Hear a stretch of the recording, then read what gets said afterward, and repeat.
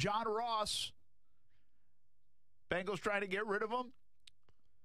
That's how overrated is what I wanted to say the combine can be. You fall in love with a guy that can fly, but can he play? And Ross might be the latest and kind of overrated how the 40-yard dash is as well. Yeah, people get excited, right? Especially for the big boys. Yeah, you talked about Al Davis back in the day getting excited about how fast guys can run, but now everybody can run fast, too. That's the other thing. Under 4.4 used to be a thing. Mm-hmm. Now everybody does it. Yeah. If you're a receiver or running back, I mean, it's hard to find guys that don't do that anymore. As far as John Ross, guy you want to see on the Jaguars or not? I was thinking of that today. I was like, what would people react to? We have to think about it because he's a wide receiver going to be a free agent, and we need free agents at wide receiver here. So yeah, well, they're looking to trade him. They still got control of him, I believe. So I think he was just drafted a couple years ago. But either way, yeah, are you interested? Just say either way he were to come in, would you get excited about that? He's got an injury history. He's underperformed. I'm not so sure I'd be super excited, but the fact that he can fly would at least get people excited. And Jax will say, "Oh, he could do this, he could do that." To me, it's just another pie in the sky hope. You do that with players too, but I don't see him in Jacksonville. I think there's too much injury history there, especially with what we have too. We got Lee coming back healthy. We got Westbrook. I don't want to compare them to the same guys because obviously Ross is faster, but I just think from that kind of position, Ross isn't going to be that one receiver that we're looking for. So as far as bringing him in here, I really don't see the point. By the way, if you can't perform with A.J. Green on one side and Andy Dalton, who's had some success in the league, throwing to you, and a pretty solid game on the ground too as well. Pretty good run game. I mean, then what does it say? So, yeah, not a lot of interest here. I'll be heading to the Combine later tonight, and we will report from there and have the show from here and there tomorrow and Thursday. So looking forward to that. I really can't wait to see what it's all about and see if I'm right. Overrated, underrated. I'm excited to see that part of it. I really don't have a good feel for it. I've been to so many Super Bowls, Senior Bowls, Pro Days, all these other things. This is one part of the draft process. By the way, I've been at a ton of NFL drafts now, too. This is one thing I have not been to. And I'm interested to see if it's what everybody says, or at least a lot of people say, and also just the lay of the land is going to be fascinating. I'm kind of a guy going by myself to this thing, both for TV and radio, and really have no idea where I'm going. So hopefully someone gives me a roadmap. Are you going to be staying where like the players are staying as well? And I forgot what the hotel is called. No, we won't stay right there. Because I booked some Marriott. I don't know how far away it is. But. And I can't remember for the life of me the name of the hotel that we stayed at in Indy. But it's really cool. I think is it a JW Marriott there? It might be, but like the cool thing about it is the fact that inside the hotel there's old train cars. So some of the Combine athletes got to stay like in the old train cars for like the hotel. Like they literally converted these old train cars inside the hotel and into rooms. So that's pretty cool. Yeah, so it's a pretty cool scene there. Huh. Yeah. I'll have to look into that a little. I don't know which one that is. Check it out. But anyway, hey, Florida State Hoops gets a win number 22 for them. Big day around here as the JU baseball team will host the Florida Gators. Of course, best program in the country right now when it comes to baseball. That takes place at 6 o'clock. There is high school boys basketball tonight as well. So we'll get you set for some of those games when Action Sports Jax Stuart Weber stops by. Take care of the high school kids. Fun time to be a high schooler with baseball and softball and spring sports starting, lacrosse as well. And then you've got all the postseason activities in the winter sports from wrestling to girls and boys basketball and beyond. So we will get to it all. You ready for some more storytelling today? Absolutely. Not right now. Don't do it right now. But No, for sure. Yeah, you got a story about height, and somehow it involves Rex Ryan. So I'm looking forward to that. I'm looking forward to that a little bit later on in the show. I know people have been enjoying some of the stories. We're also going to talk a little more about tight ends because you did a little more research on tight ends. Tight ends, wide receivers, QBs, offensive linemen seem to be where we are all locked in on. And we're also going to have some conversation about wide receivers a little bit because can the Jags find a stud or at least a big-time contributor at the wideout position in this draft? I say I don't think so. I don't think it exists. I think there are good players when it comes to the wideout spot. I don't think there are alpha dogs when it comes to the wideout position in this draft. So something to follow, something to key on. But can you combine? Are the alpha dogs in the tight end position? I think is what we continue to talk about. We had some of that conversation as well yesterday. May hear from Steve Spurrier. I caught up with John Kruk today, and interesting day to do it. Bryce Harper. What's going on, man? Will you sign a contract for $300 million? Stop turning it down. I like Bryce Harper a lot, but I'm starting not to right now. Like the back and forth, and it's all Boris. I just tweeted out. Like the latest thing now is Bryce Harper, the Dodgers might be back in play, and the Phillies are worried about it. This is all Boris. One last attempt to see if he could drive the price up, in my opinion. And as Boris, you're saying it's his agent. It's his agent, okay. Yeah. Boris, I'm mixed bag on – we talked to Kruk about it today too and asked him about these guys signing so late. And he'll bring the word collusion into play when you hear that conversation later on. And I get it. I understand why people are talking that way. I actually don't think this is collusion against players. I think this is collusion against a guy like Boris. I think he's too powerful in the sport of baseball with so many guys. He's driven prices up so much, and the owners are tired of losing to Boris and him having the total control because he's got so many good players.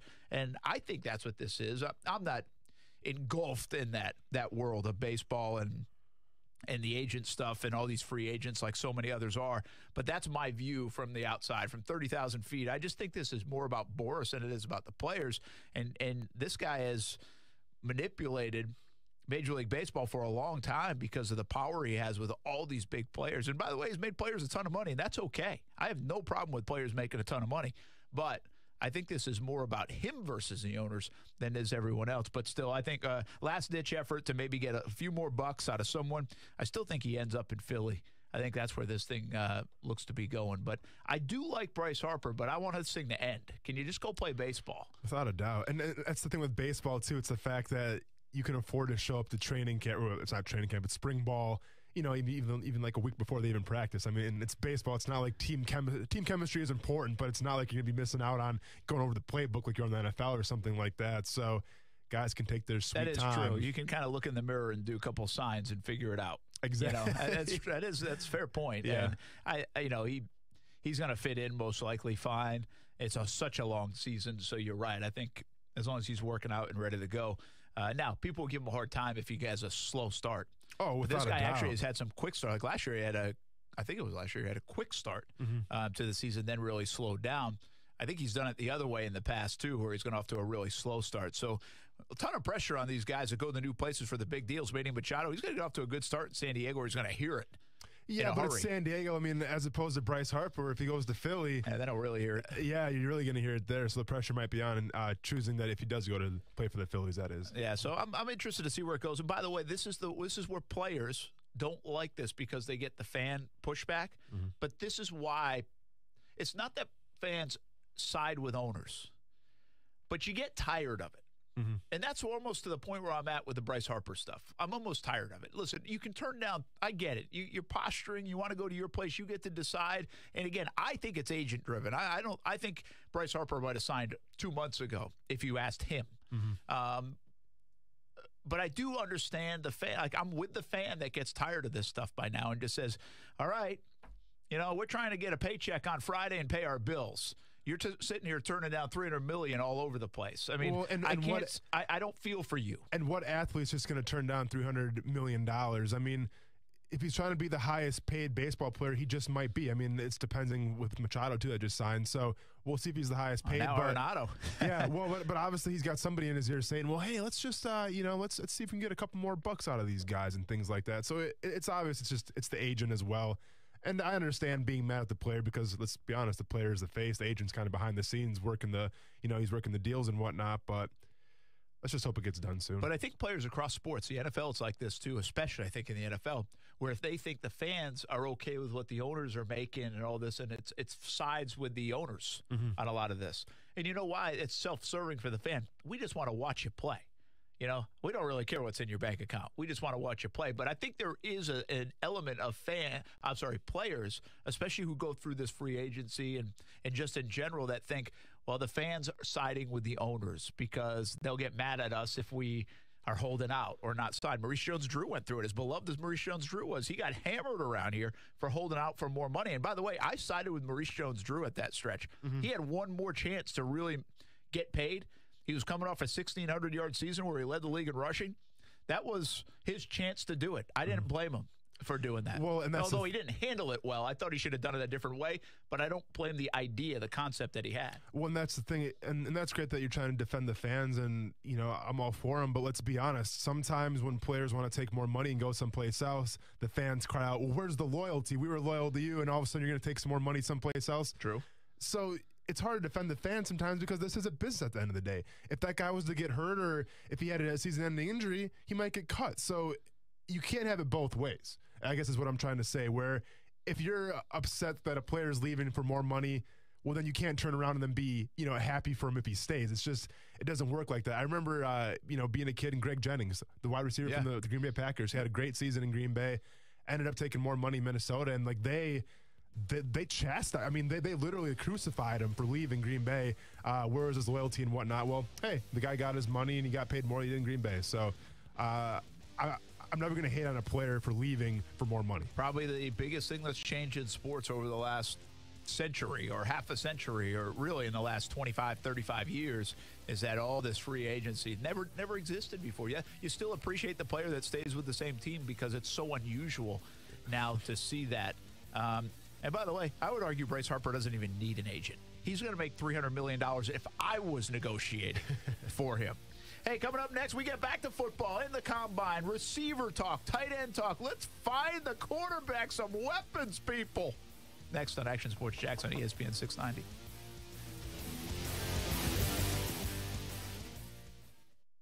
Action Sports Jax with Brent Martineau on ESPN 690 is brought to you by Best Bet Jacksonville and Orange Park. Hi, it's Nathan from Gordon Chevy in Orange Park, where our no bull pricing and express sales process will have you out the door in a new Chevy fast. No bull means fast, fair, and transparent. It's what you can always expect at Gordon Chevy. And right now, take up to $10,000 off the 19 new body-style Silverado crew cabs and up to $12,000 off the 19 previous body Silverados. Only at the money-saving end of Blanding and online at GordonChevy.com. Chevy, find new roads. It's time for some straight talk. Picture this. Your favorite team is playing. You're streaming the game. 10 seconds left. Your team shoots. Oops, your data runs out. Look, don't let that happen. Switch to Straight Talk Wireless and get 25 gigs of high-speed data, all on America's largest and most dependable 4G LTE networks. Join Team Straight Talk and get unlimited talk and text plus 25 gigs of high-speed data for just $45 a month. Straight Talk Wireless, everything for less, only at Walmart. First 25 gigs at high speed, then 2G. See terms at straighttalk.com.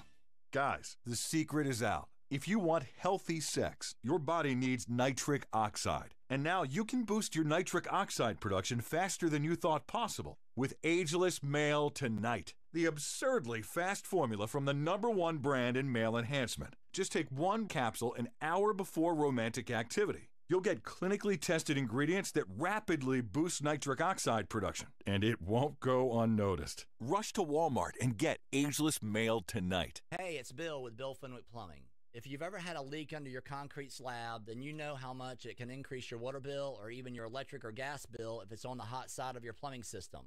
Slab leaks can be costly, but luckily they are no match for our Golden Plunger service. If you suspect that you have a broken water pipe under the slab, have our team of professionals come out, locate the leak, and help you get your plumbing back on track. If you'd like to schedule a service call or would like some tips to determine whether or not you have a leak, visit BillFenwickPlumbing.com. From the NBA to the NFL, we've got you covered. The worldwide leader in sports. Listen live everywhere you go on ESPN690.com. This is ESPN 690. This is Action Sports Jax with Brent Martineau on ESPN 690 and ESPN690.com. Hey, welcome back. Ready for the 2019 Combine in Indianapolis, where it's a cool, chilly, like 36 degrees. At least there's no snow in the forecast, but we'll be up there a couple days. And you know what always amazes me in town is what events everybody covers. Like, obviously, I'm a media geek, and I'm just like shocked at the amount of people that are going to the Combine this week to cover. And it surprises me. Then I'm surprised. And by the way, this is not a criticism of anybody or a, hey, nice job, anybody. It just always fascinates me. We all can't cover everything. You don't have that in the budget to cover everything, especially local sports. I mean, I know this for a fact, so this is not tooting our own horn. At Action Sports Jax, CBS 47, Fox 30, we go to more events than anybody. Our place is committed to it. We appreciate it. We love it. And we're usually the only ones at the Super Bowls or, at a lot of different places. And not all the time the only ones, but we go to a lot of things. But then you'll pop up, someone will be like, wow, the other station's going here, the other station's going there, or the amount of newspaper guys that are going, especially this day and age in newspaper, where and the Combine's one that still interests me because, again, I'm going to find out over these couple of days, but if I had to pick 3 events to go to from being in our business, and I only had a budget to go to 3 events, the Combine wouldn't even come close to making the list. It wouldn't. Yeah. But maybe after this week it would. So it just fascinates me. A little inside the business for you. That's the world I live in, Austin. I understand. I got to study this stuff up. Got to be an expert on the business, or at least claim to be. Well, and it kind of sucks that the biggest news this year is going to be how big Kyler Murray is. It's not the fact that there's going to be like a small school guy who's going to break the 40-yard dash record.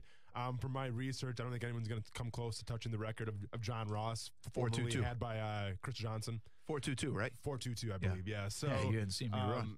We talk about the 40-yard dash. Do you know why it's 40 yards in the first place? That's a good question. Because I'll give you. Do you care to take a guess? Because I actually, at the Combine, we'll get a little Combine story, and I actually asked a scout. How old is this? How old is it? This dates back to the 1940s, believe it or not. To the 40s. Well, this is what I was told. 40-yard dash, why would it be? My guess is it's the equivalent of running like what we would call, don't take this the wrong way, if you've been around sports, like a suicide, like a sprint, and you could do that across the field. I have no idea the width of a football field, but I think that's 40. It would be close to 40 yards. Okay, Kuz, any guesses why they run 40 yards in a 40-yard dash? I honestly have no idea. So this is, like I said, this is a little story quick. So during one of my interviews, I forgot who the team was even from. It might have been from the Browns, which would make sense when I tell the story here. So, no. I got a feeling I know where this is going. No, so it's from the Cleveland Browns, and it was just a scout, and immediately we kind of clicked because there's some scouts where they're just trying to be too much of a hard, what. I get you. And there's some guys that are more laid back. Well, this guy was super laid back, and he asked me, he's like, so what do you think you can run the 40 in? And I'm like, dude, I have no idea. I haven't timed myself in a while. I'm like, hopefully 4.7, 4.8. And he goes, okay, that's cool. I mean, don't worry about the 40-yard dash. Just, worry about that 10-yard split, because at the Combine, there's a 5-yard split, a 10-yard split, and a 20-yard split. So truth be told, teams, especially like for the linemen, they only watch like the 5-yard split and the 10-yard split for linemen. Okay. So the 40-yard dash isn't even that big. Which, by the way, is smart. Yeah. So I'm like, okay, yeah, sounds good. And I asked the guy, like, listen, why is it 40 yards? Like, do you have any idea? And this is kind of like an older gentleman, so I figured he beat on the block a couple of times, maybe he can answer the question. And what he told me is that it came from an old Browns coach in the 1940s. And 40 yards back in the day, in the 40s, was said to be the distance that the average punt would travel in a game. So what teams wanted to know is if a guy punts at 40 yards, well, it takes 4.5 seconds on average for that ball to get punted in the air and to land on the ground. So they would measure if guys ran faster than a 4 or 5, well, that means you can put them on the punt team because they'd get to the receiver before the ball got down on the ground. And that's why we still run the 40-yard dash today. How about that? How crazy is that? That is good lesson right there from, it was like you were just teaching class. Yeah. And I love that. That's good. Listen, I don't know. I did not know that. I don't know if I should know that or what, but I did not know that. But that makes sense, doesn't it? No, absolutely. It does and it doesn't. Like, we're still running it because of that is a little ridiculous. But well, but I understand where it's come from. That 40 yards is still. So basically, what they're saying is a gunner on special teams. Exactly. And that still exists. That's still important. So I think it's a decent measurable. It's interesting how that's changed. I wonder how much that's changed over decades. Yeah. The average time. Yeah. You know what I mean? Yeah. But, I'm not really sure who that scout was that told me that. But, hey, thanks for passing that information on to me. Because it's one of those things where he told me that, and I'm like, I'm not sure if he's BSing me or not. So after the interview, I kind of went on my cell phone and Googled it. I'm like, all right, it checks out. It does check out. Yeah. That's cool. I like that, where it comes from. There you go, Jacksonville. You're not getting that anywhere else. You can only get it right here at Action Sports Jax on ESPN 690. Brent Martineau along with Austin Lane. More storytelling from Austin Lane coming up, including his own height story. Forget about Kyler Murray. Justin Kuzart with us today. Kuz pushing all the buttons. That is pretty fascinating. And the reason baseball people, if they're listening, will know this. In baseball, the measurable is 60 yards. Mm-hmm. And to be quite honest with you, I have no idea why. and it's stupid. I think many of us agree. If many people right now, if the baseball folks are listening, would say, yeah, you're right, it's dumb. Mm-hmm. Because who cares about, first of all, the bases are 90 feet apart. Well, I was going to ask you this. So 60 yards, is that how like they measure like at a combine or something? Is 60 Can yards? You run like if you run under a 60-yard dash, I think is the number. That's pretty good. That's above average. You know, some people will get down, I think, into 6'6", 6'7". Then you're like talking about guys that fly. I think that's it. I don't really know. Like 40-yard dash, I can tell you 4.2, 4.3, 4.4 is really good. Yeah. I don't really know the exact number in baseball, but I think I talked to somebody that's in an organization, actually in the Yankees organization, that lives around here, and not as a player, but as an instructor coach. Mm-hmm. And word is they're getting away from in baseball the 60-yard dash time because, again, outside of like an outfielder really sprinting, like a center fielder, like why would you need to know that? It doesn't make as much. To me, it doesn't make sense. Bases are 90 feet apart. Okay, if you need to go first to third, you can do it second to home, but even that's not a straight line run.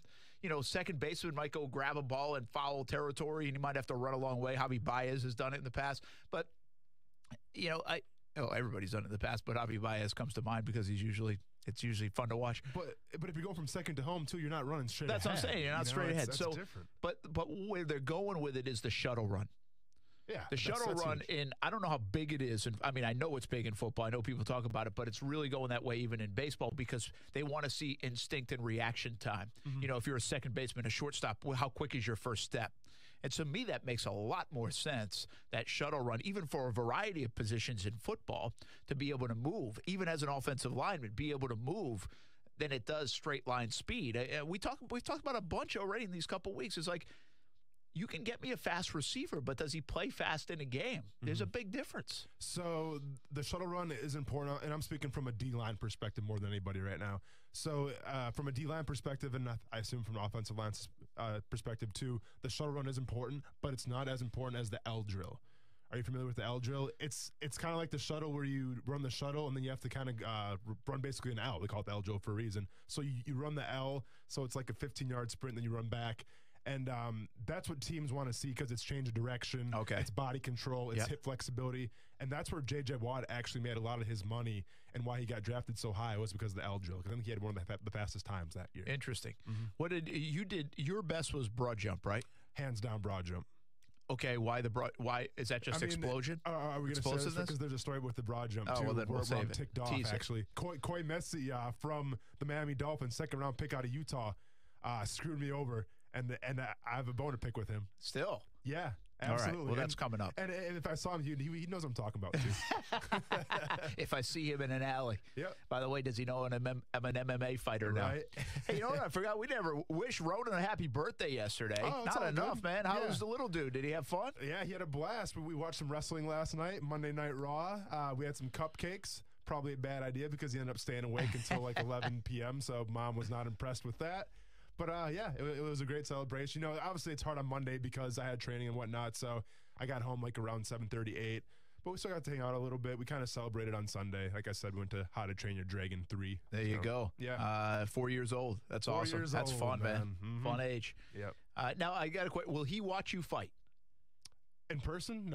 No, he's seen me like on TV, like on streaming and whatnot, but he's not going to come in person. So he won't be at the fight? No, he won't be at the fight.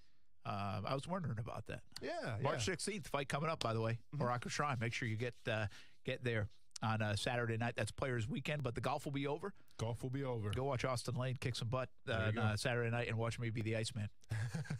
Potentially. Yeah. Haven't got the job yet, still applying. I'm so waiting to see like your MMA knowledge and whatnot, Brent, because if you have to give me some corner advice, I need you to be up on your P's and Q's, so we shall see. Absolutely. All right. Hey, we got to take a quick time out, I think. It depends. Kuz is talking. He's not paying attention at all. I mean, look, he's not even. We could say we're going to break. We're literally talking to Kuz right now. He's not even looking at us. Kuz, what's going on in there? Just working on some stuff for you guys, man. Oh, okay. Sure. We have no idea. You just say that. That's a nice little slippery line. Working on some stuff for you guys. On some looks like Reddit again. He's on Reddit doing some. I'm playing you guys out now. Or something. All right, thanks, You know why? Because he's late. That's okay. We're always late, too. All right. When we come back, I kind of teased it, so I got to deliver on it. That's what you tell me. Always deliver That's on what the my sheet tease. says. We will deliver on the wide receiver talk. Let's do We've it. had a lot of tight end talk. Maybe we even get into that a little bit more. But some wide receivers keep an eye on this week at the NFL Combine. Can the Jags find a playmaker in the draft? We'll talk about it next on ESPN 690. ESPN 690 Sports Center Update. I'm Aaron, and another day, another player not named Bryce Harper signing a new contract in baseball. This time, the Colorado Rockies locking up their young third baseman Nolan Arenado to a record 8-year deal, $260 million, and a no-trade clause. Now the attention turns back to Harper and the offer currently on the table. I'm with the Phillies. Tell me if you're in or not. If you want to be here, sign the $300+ million contract that you have in front of you. If not, we're going to move on. That's ESPN's Mark Teixeira. Word is we should hear info on a new Harper deal by week's end. Over in college hoops, FSU back on the floor last night, taking care of Notre Dame, 68-61. The Noles needed help from freshman Devin Vassell off the bench. He scored 13. Next up for Florida State is NC State. That game in Tallahassee this weekend. And finally, another casualty of the prostitution sting down in Jupiter has been revealed. Former Web.com golfer Johnny Del Preet was arrested last Friday. He's reportedly dating LPGA star Jessica Korda. Looking for info on your favorite teams? Just go to ESPN690.com and click to your heart's content.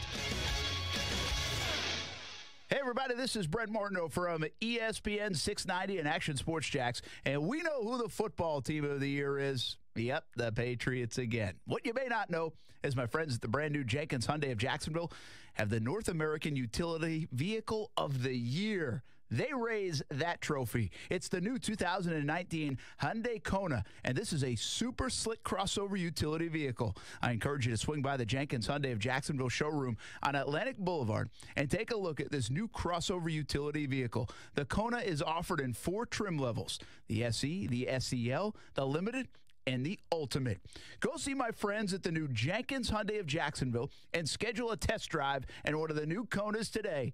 And remember, Jenkins Hyundai of Jacksonville is the home of the 7-day money-back guarantee and offers the limited lifetime warranty that's good anywhere in the United States. Visit the showroom and visit them online at JenkinsHyundaiofJacksonville.com.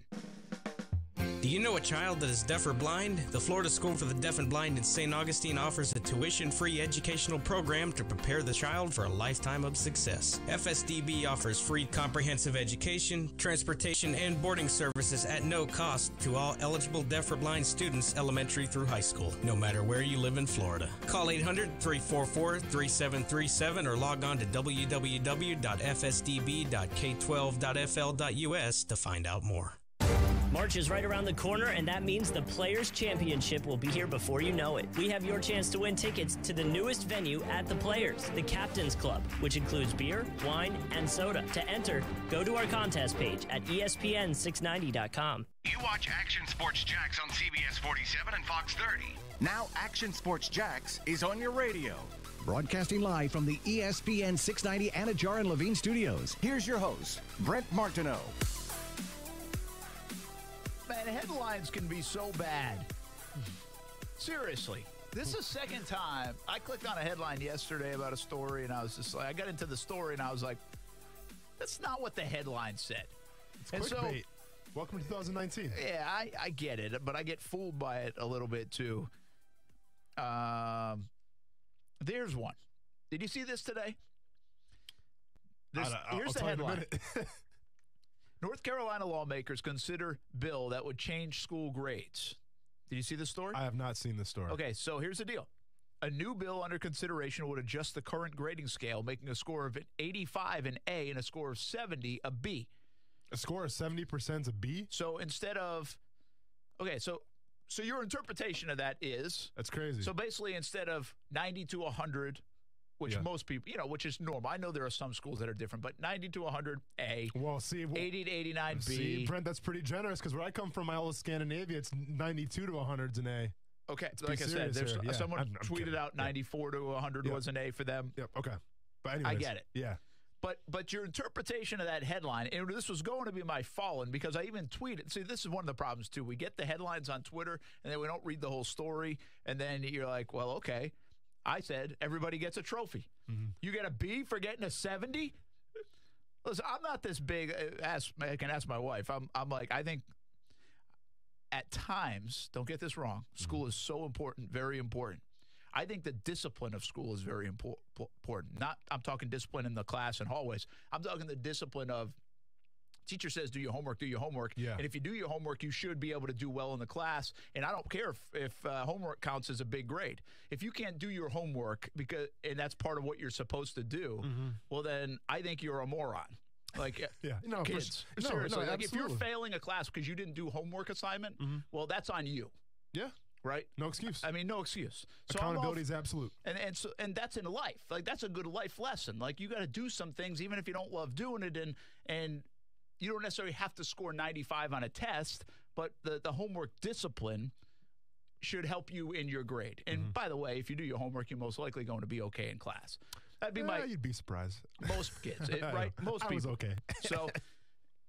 So anyway, so I don't mind that part of school. I think we also get a little carried away with school sometimes, like this need to have a 4.23 GPA and this need to have hours of homework every night. Listen, my wife's a teacher, so she's not going to like this conversation right now. Yeah.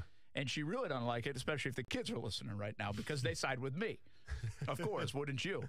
But so I said everybody gets a trophy. I mean, you should still have to achieve to achieve. Okay, long story short, we all interpret that headline that way. You know what the real story is? What's the story? The 100 to 85, the 84 to 70 for a B, 69 to 55, and by the way, you can have a D, 54 to 40%. It's not about grading kids, it's grading the school. You know how schools are graded now, like A plus school, B plus school? Yeah. The headline is so dead wrong. What was the website so I don't have to go there? I mean,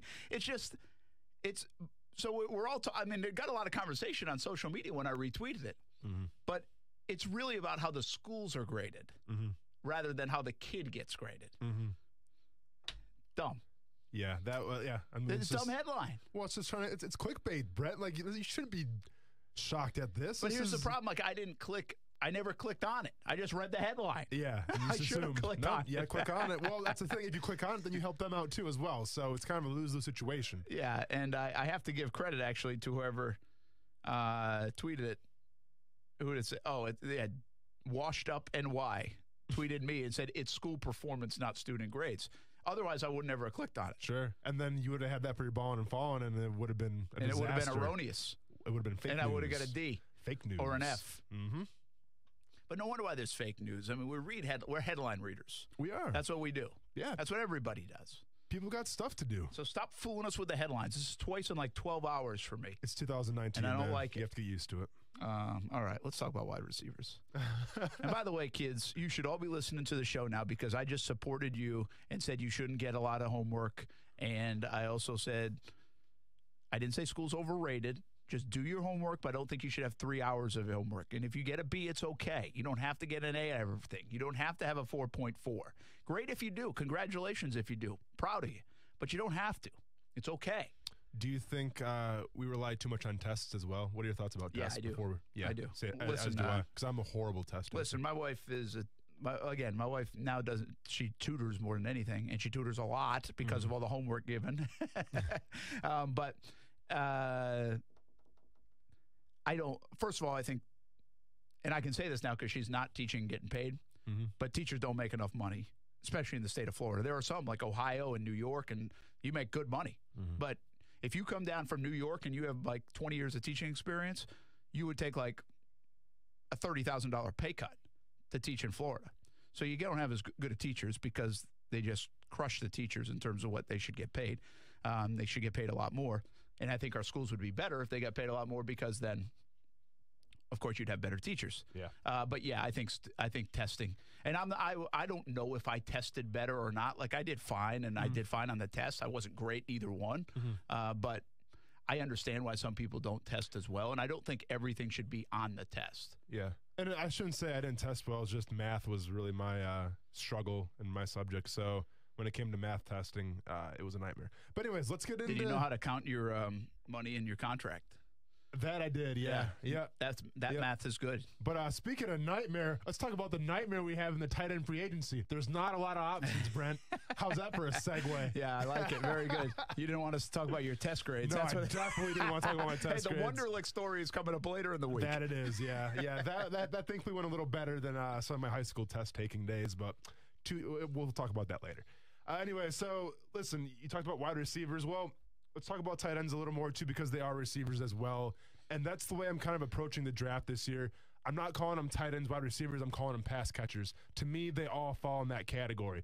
So if there's a tight end who's a better pass catcher than a wide receiver, then I want the Jags to take him over a wide receiver. There you go. So it makes sense. But therefore, my love affair with Hockenson or Fant. Without a doubt. So, and actually, Fant is my guy. Hockenson's your guy. So that's true. So go and get off that Fant bandwagon because I'll take Hockenson. Because we're all full at the Fant bandwagon last. Right. I'll take Hockenson because he's Travis Kelce and Mark Bavaro wrapped up in one. Supposedly, we'll see. But so obviously, yesterday I kind of broke down the tight ends a little bit. Well, I want to get into free agent tight ends a little bit. There's not a lot of options to go with, but I found a couple intriguing names that I thought I should at least mention, especially for all the Jaguar fans listening out there. So, number one, a guy that was actually on Pro Football Focus, and I get it. Pro Football Focus, you can take it two ways. Number one, it's just analytics. They don't really understand the game too much. Or number two, maybe some of the numbers do speak for themselves, and maybe they have something here. I actually had coaches that would show us like a Pro Football Focus grades like in training camp and whatnot, like for preseason. They'd actually like have the numbers for us. Like some coaches swear by it and some coaches absolutely hate it. Yeah, I think they use it as a device, right? As another piece of information, but I don't believe many organizations, like from a GM, hopefully head coach perspective, just live and die by it. No, without a doubt. But it's like I said, I've had a couple coaches that would show us the number and say, hey, here's your number. You're playing pretty well. So I don't take it for how you want, but hey, I'm just going by ProFootballFocus.com right now. James O'Shaughnessy graded out at a 78.3 in run protection for the Jaguars this past season, which puts him second best in the NFL when it comes to run blocking. Obviously, he didn't have a really successful season when it came to catching the ball, only 24 receptions for 214 yards, 0 touchdowns. But let's be honest, did any Jaguars receiver have a successful season this past year? Not catching the ball, no. So, I mean, from a free agent standpoint. Now, let me just follow that up. Yeah. I was interested when you told me that before the show, James O'Shaughnessy has that grade, which is a good grade. Which I was kind of shocked too. He's more of a pass-catching tight end. And that's at least the way we've labeled him, the way we think he is. So I checked with some sources, and it's more – I think the belief is he's more of an average blocker. And so that will tell you sometimes the view of some – this is some. I mean, this isn't also the gospel, but Pro Football Focus versus maybe some people in the business. And I think – I just don't want to get carried away and say he's an elite blocker. No, essentially. No, absolutely. But he is a guy that – is maybe elite, is maybe decent. I'm all for bringing him back, by the way. But I'm fine with bringing him back. And that's kind of my point getting to it is I don't think there's going to be a really high demand for James O'Shaughnessy. So if we can get him on the cheap, I think it's a guy that you can plug in, as a tight end. And just, and you can have some pretty good success with him, pending we have a good quarterback to throw him the ball as well, because he hasn't really had that. So as far from a free agent standpoint, if we were to re-sign James O'Shaughnessy, I wouldn't be the most upset at that decision because he's going to come at a cheap price. Yeah, I think O'Shaughnessy has a good chance of coming back because if you look at the stable of tight ends they have, obviously Austin Seferian-Jenkins is not. Koyak, where's he land? I just think I wouldn't be shocked if O'Shaughnessy, a free agent, a Jesse James-like or someone else, and then a tight end or two in the draft. I think there'll be a top 3-round tight end the Jags take, and I think there might be one in the round 6 or 7, or maybe it's an undrafted free agent that they like that didn't get drafted. But I think that's what you're looking at in that room. You could see, I wouldn't be shocked at all if we saw O'Shaughnessy, Jesse James, give us one of the guys, Hockenson, Fant, Irv Smith, who am I missing? Even a Moreau, someone like that, if they don't pick Josh a tight end Oliver early. from San Jose State. Oliver, your guy. My dude. And then take somebody else like the Boston College kid in the 7th round or an undrafted guy nobody's ever heard of after the draft. So I think that's what the room will look like at the end of the day. Let me ask you this question. From your perspective, what are the Jaguars going to be trying to do next year on offense? What are their main goals, their main objectives? I don't think they're going to lose sight of run first, but I think it will be couched a little bit. It'll be run first with the idea of explosive plays. Mm-hmm. And I don't think that's lingo that you've heard this group talk about enough. Yeah, everybody loves explosive plays. Yeah. I get it. But they don't really discuss it. Mm-hmm. I think the ability to go down the field more and an emphasis at that and taking shots at that is going to be something that the Jags do more often, even if it comes with a little bit of risk, which it does usually. But this is a team the last couple of years hasn't wanted to take any risk with Blake Bortles. If they get Foles or a young guy, I think they'll encourage a little bit more risk than they have in past. Well, when we get back after the break, I got two guys from the same team, actually, that might fit that really well at tight end. All right, I like it. This guy knows how to tease. I'm telling you. Austin Lane is his name. And he'll share some combine stories as well coming up on ESPN 690. This is Golic and Wingo. NFL insider Adam Schefter is with us. The Jacksonville Jaguars. Tom Coughlin comes out with this statement. Where do you think this is headed? They're going to be exploring other avenues, with them being one of the most, if not the most disappointing team in football, starting at the quarterback position. They'll start there, and they'll branch out, and I would expect that they'll obviously discuss the idea of moving on from Leonard Fournette, as they will with other disappointing players there this offseason. Golic and Wingo, weekday mornings at 6 Eastern on ESPN Radio and ESPN2. Peace of mind. It's one of the most important things we can have, and sometimes the most elusive. I'm Ellie Anajar from the law offices of Anajar and Levine. If you've been involved in a hit-and-run accident, call the law offices of Anajar and Levine at 904-600-4000. Office in Jacksonville. Hey, everybody, this is Brent Martineau from Action Sports Jax at ESPN 690. Jenkins Hyundai of Jacksonville is the home of the North American Utility Vehicle of the Year, the 2019 Hyundai Kona.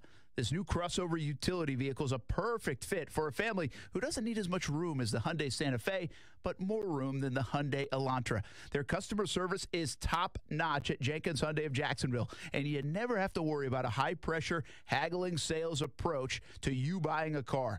My friends at Jenkins Hyundai of Jacksonville offer the no-risk, no-pressure approach. If you don't absolutely love your new Hyundai, you can bring it back within the first 7 days for your money back. They also offer a lifetime warranty that's good anywhere in the United States. Schedule a test drive today at JenkinsHyundaiofJacksonville.com or just swing by the showroom on Atlantic Boulevard. I'm confident your experience at Jenkins Hyundai of Jacksonville will be just as good as mine has been. Tell them Brent Martineau sent you and drop me a line on social media. Let me know how your experience was at the new Jenkins Hyundai of Jacksonville.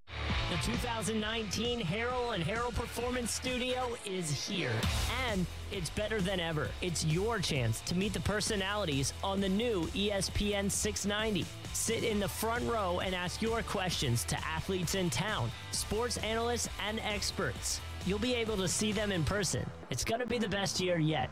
So listen to ESPN 690 for your chance to win your way in throughout the year. It's the Harrell and Harrell Performance Studio. Brought to you by Harrell and Harrell. Hey, it's Bill with Bill Fenwick Plumbing. Do you have to wait a long time for hot water to reach your bathroom in the morning? Some of our customers have told me they turn their water on in their bathroom, go make the bed, brush their teeth, and finally the hot water reaches the end of the house. Not only does it waste water, but it also adds additional water and sewer charges on your utility bill. We can now install a pump that monitors your hot water usage daily and moves water down to that side of the house when you need it, without the wait. To schedule or find out more, call us or go to BillFenwickPlumbing.com. Now you have a bunch of young guys who found out we were all on the trade block. Now that trade didn't go through, so I agree with Magic, and you got to put on your big boy pants, but we all don't know how everybody's going to deal with it. Golic and Wingo, weekdays from 6 to 10 a.m. on ESPN 690. Hey, it's Mike Golic from Golic and Wingo. You're listening to Action Sports Jax with our friend Brent Martineau on ESPN 690. Hey, Jason Bayer chiming in a couple of times on the Facebook feed, or maybe it's on Periscope at Brent A.S. Jax, or on YouTube, Action Sports Jax. You can say something as well. Chime in on the conversation, and we'll try to get to it. But he thinks the Jags are going OL at number 7, Jesse James in free agency, and give up the third-round pick for Nick Foles. There you go. Also, he says Sharks tryouts March 16th. And he said the AAF ratings were okay. On Saturday night, I think it did pretty well. So I think the league is in pretty good shape. We could hear from Steve Spurrier today, maybe more likely tomorrow. He was in the Action News Jax studios this week, so we'll share some of those comments as the Orlando Apollos are now hanging out in Jacksonville and practicing in Southeast Georgia up in Kingsland for about the next month. As they do that. Coming up a little bit later, John Kruk, my conversation with him, his thoughts on Bryce Harper. Hopefully no news breaks on Harper in the interim. I also asked him a little bit about Tebow and analytics in baseball. Had a good conversation with John Kruk, who's still heavily involved in the game as an analyst up in Philly and also coaching his kids, too. Brent Martin along with Austin Lane and Coos pushing all the buttons. We've got some NFL Combine story time in just a little bit. The Magic whiteboard, you were still mad at the Miami guy, weren't you? Coy, yeah. Yeah, I can't wait to hear that story a little bit later. I'll share it. I'm a little bitter towards him. I'm not sure if he's actually still in the league or not, but I'll have to look him up. We'll have to look him up a little bit, do a little research. We'll have to call him up. Maybe find his address and pay him a visit, right? Yeah, I was going to say, just to settle this score. Yeah. All right, you made the tease at the end. Okay, I said Jesse James. I said a couple of draft picks. Yeah. And maybe you keep a James O'Shaughnessy. What else could the Jags do at tight end? And you know, and obviously Jesse James was on my list too, but he's kind of the obvious one, right? He's kind of the big name coming out for free agency. These other two guys I'm about to bring up, they're intriguing for the fact that, listen, there's not one game changer tight end in the free agency for tight ends, all right? So you're not going to get a game changer, burn the field type of guy. But these two guys here, they were great in the run game. And if you needed to get a play action, if you needed to get a big play out of him, you can do that as well. And I'm, of course, referring to the two tight ends from Baltimore, Nick Boyle and Max Williams. I'm going to start with Nick Boyle because he's the most intriguing to me right now. So Nick Boyle was splitting time with Mark Andrews and then obviously Hayden Hurst, too, the promising rookie from South Carolina. And the cool thing with Nick Boyle is obviously he's got decent size, 6'4", 270. He played in 16 games this past season, 23 receptions, 213 yards. But you really started to see him shine is when Jackson took over at quarterback. And this is a direct quote from Jim Harbaugh when he said, is it Jim or John? That was John. John Harbaugh, the head coach of the Ravens, said when Jackson, this is kind of closing towards the end of the season, he said when Jackson took over, Boyle became our Swiss Army knife.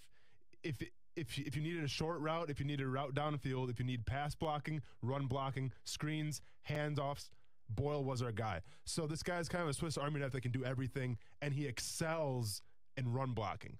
So I think he's definitely a guy you want to keep an eye on. Once again, Nick Boyle. How the heck does Baltimore have all these tight ends? That's what I'm saying. So now there's a downside, though, Nick Boyle, Crazy. and that's probably why you're not hearing a lot about him in free agency is because he's been suspended twice for PEDs. Harbaugh came out and said that it was nothing serious. It wasn't yes, it is, Jim. I know. mean, John. But he said, it might have been a tainted supplement and over-the-counter or something like that. So you know how that goes. But he's been suspended twice, and you know how it works in the NFL, strike three, and you're out for a while. Yeah, strike three would be the year. Yeah. I guess, because I thought strike two might even be the year. It just depends what you're doing, I guess. Yeah. So, that's risky. Very risky. Yeah, but, I mean, he could probably come at a pretty cheap price as well, so a guy you want to keep an eye on. And actually, ironically, his teammate who got drafted the same year as him, Max Williams, is a guy that's really underachieved so far in his career. He's had a couple injuries. His first season, he had an ankle injury and then a hand injury. Going into his second year, and this is what I've read up on him. I guess he had a rare knee injury, and I quote, where doctors had never seen before they had to perform surgery on him, and he actually missed pretty much his entire second season. But going off him, his last year did okay. Nothing like as far as crazy stats, but this is more of a potential pick because this is a guy coming out of college in Minnesota, was kind of compared to Rob Gronkowski a little bit. Yeah. He had all the intangibles. He ran a 4.7, not the fastest, but he's got good hands. He's got, they said, game-changing ability to get like the high point of the football, make big plays. Unfortunately, hasn't really had the opportunity to shine because he's been behind these three guys, Mark Andrews, Hayden Hurst, and Boyle. So he hasn't had a really opportunity to shine that much, and he's had the injury bug as well. But once again, Max Williams, a guy who actually excelled this past season in the run game as well, put on a little weight. People were praising him for his run blocking and whatnot. And if you can bring him in at a cheap price, maybe a guy you want to consider as well. Max I mean, Williams. I think it would be a pretty reasonable price. I mean, you got to remember one thing, though. Here's the deal. You talk about Boyle and talk about Max Williams. Mm-hmm. This is a franchise that went out and drafted 2 tight ends last year because they obviously didn't like what they had. No, or like enough what they had. So now they have, I forgot about Andrew Sousa. I mean, they have 4 tight ends. But I get what you're saying. I mean, to me, one of those guys at this moment isn't that much different than James O'Shaughnessy coming back. Yeah. But if you want to solidify it for a mid-level deal or a very low-end deal, and then if you get somebody to come into camp and they beat that guy out, it's an easy cut. There's always potential for that. So I wouldn't be shocked for names like that to float around and be available. Like you said, there's no stud. Jesse James is a name people know, but the studs are in the draft. Yeah. The studs appear to be at the top end of the draft with those 3 guys, and can you turn them into pass catchers? And it's like I said, these aren't game changers. These are just guys you can bring in and maybe they can contribute. Yeah, and you need 4. Listen, again, I mean, it's worth saying. We need tight ends. You got to revamp the entire position for the Jags in 2019. That's pretty unusual to have to do that. I mean, you go from Mercedes Lewis, who was here for more than a decade, and you really didn't have to do anything with that position. Well, I mean, you had to add to it, but you could take chances because you knew you had a guy. You knew you had a guy you could rely on. Well, that's not the case anymore. I mean, here's their depth chart. James O'Shaughnessy, Blake Bell, Ben Koyak, and Pharaoh McKeever. They already cut Austin Seferian or not cut him. So that's not much. That's nothing. That's what that is, with all due respect to those guys. So they have to revamp the entire position. All right, let's go to wide receivers. Yeah, real quick here. So with wide receivers, I'm watching at the Combine. Obviously, I've been on him since day one. DK Metcalf. He's really the only first-round guy I can see the Jaguars possibly taking with that 7th because Marquise Brown, now the kid out of Oklahoma, who has speed and is exciting, is interesting, now comes with the foot injury, the Liz Frank. Yeah. And so I just don't see how you take a chance on a guy. He might be ready by August, but might is a key word there. He's going to be coming off an injury that could hamper him for a long, long time. You just don't know. And keep in mind, we're looking for a 1 receiver here. He's a little on the shorter side, the guy from Oklahoma. So I'm not saying he's not a good player, but I'd much rather see him go in a position where these guys are, 6'2", 6'3", 6'4", explosive guys that can go up and grab the ball, because that's what the Jaguars need. They need a playmaker when we get to the red zone. If we can't run the ball with Fournette, we need a guy that can just say, hey, go up and get it. And I think DK Metcalf at 6'4", 230 could be that guy, especially if he runs a 4.4 40, what they're talking about. But that's a guy possibly you could take at number 7, but honestly, I probably don't see it. Yeah, I don't either. But it all depends how he runs, because like we talked about, there's not a lot of film on this guy from Ole Miss. I don't know if it's because of the buzz, but it feels way more risky to take a receiver at number 7 than it does to take one of those tight ends at number 7. It's interesting. You know? And again, what you're saying is, okay, why are we talking quarterbacks? Well, I think there's 2 ways to look at this thing. If they go with Nick Foles, then you're not talking quarterback at the top end of the draft. These are moot points if you don't get Foles and you go with name your veteran quarterback and you think you're going to jump up and try to get Haskins or sit tight and get Haskins or Murray. Well, then it becomes a moot point at number 7, and you're less worried about, okay, let's go get a playmaker. But that's what I love about Foles. I was asked about Foles twice today again. I mean, everybody wants to know about Foles. What do you think about Foles? What do you think about Foles? And I've said it before, I could see him failing in Jacksonville. I could see this not working out. I do like the 3 bullet points on his resume. 26 touchdowns, 2 interceptions, Super Bowl run. This last year, he went on a nice run, even if he got off to a slow start to start the year. I like that. I don't know he's going to be worth what you're about to invest in him. I think likely not. But what I love about the idea of Foles is it gives you options to go get some of these guys instead. So you don't have to burn your number 7 pick at a quarterback. Instead, you can maybe take that 2nd, 3rd round pick of the draft that you have and go invest in a quarterback for the future. Yeah. Even or something that if Foles doesn't work out or if he gets hurt, and you can bring that guy along slowly without the pressure of a first round pick or a 2nd round pick.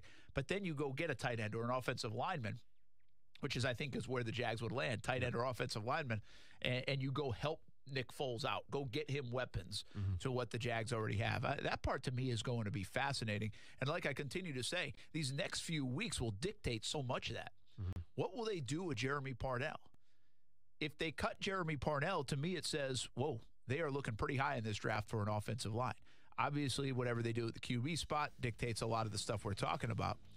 What I don't know is what they will do in free agency at the wide receiver position? Will they even try to go get some? Remember last year they went and got Dante Moncrief, $10 million, and didn't really pan out.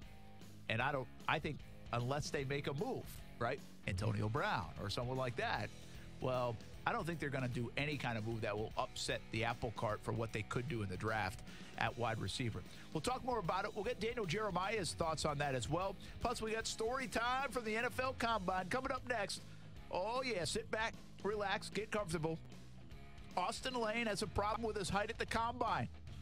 And Rex Ryan's somehow part of this story. That's next on ESPN 690.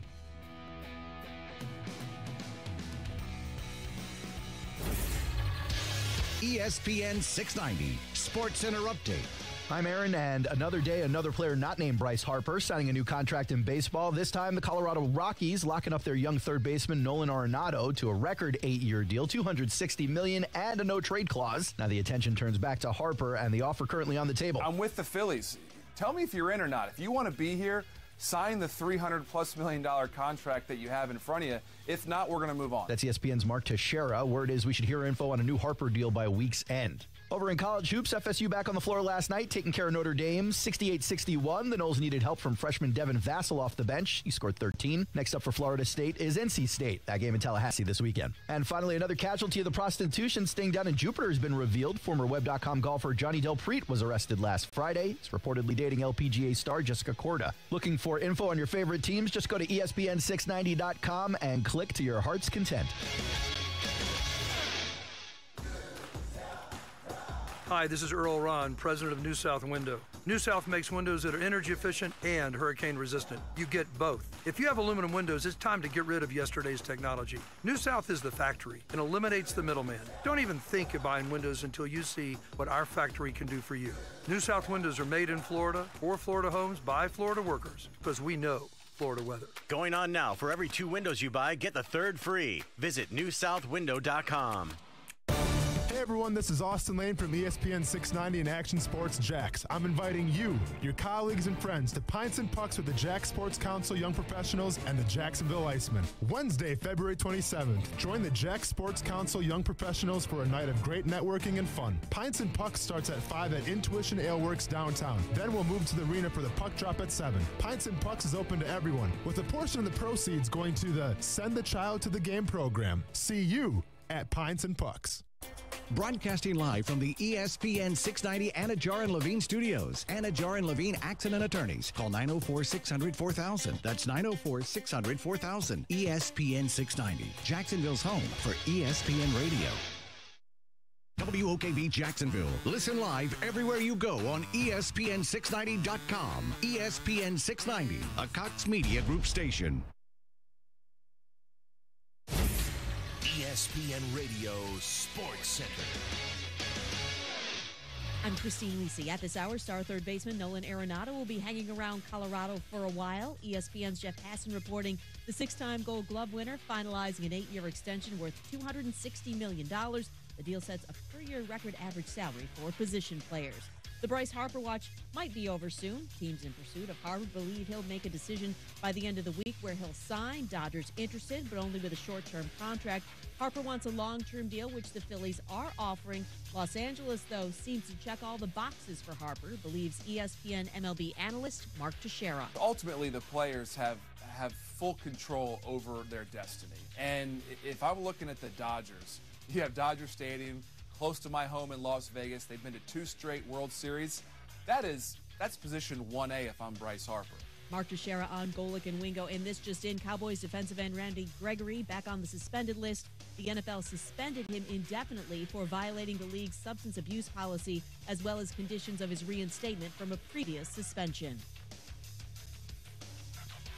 Go ahead. Stream all the big games. Because with Straight Talk Wireless, you now get 25 gigs of high-speed data for $45 a month. Plus, unlimited talk and text. All on America's largest 4G LTE networks. Straight Talk Wireless. Only at Walmart. First 25 gigs at high speed, then 2G. See terms at straighttalk.com.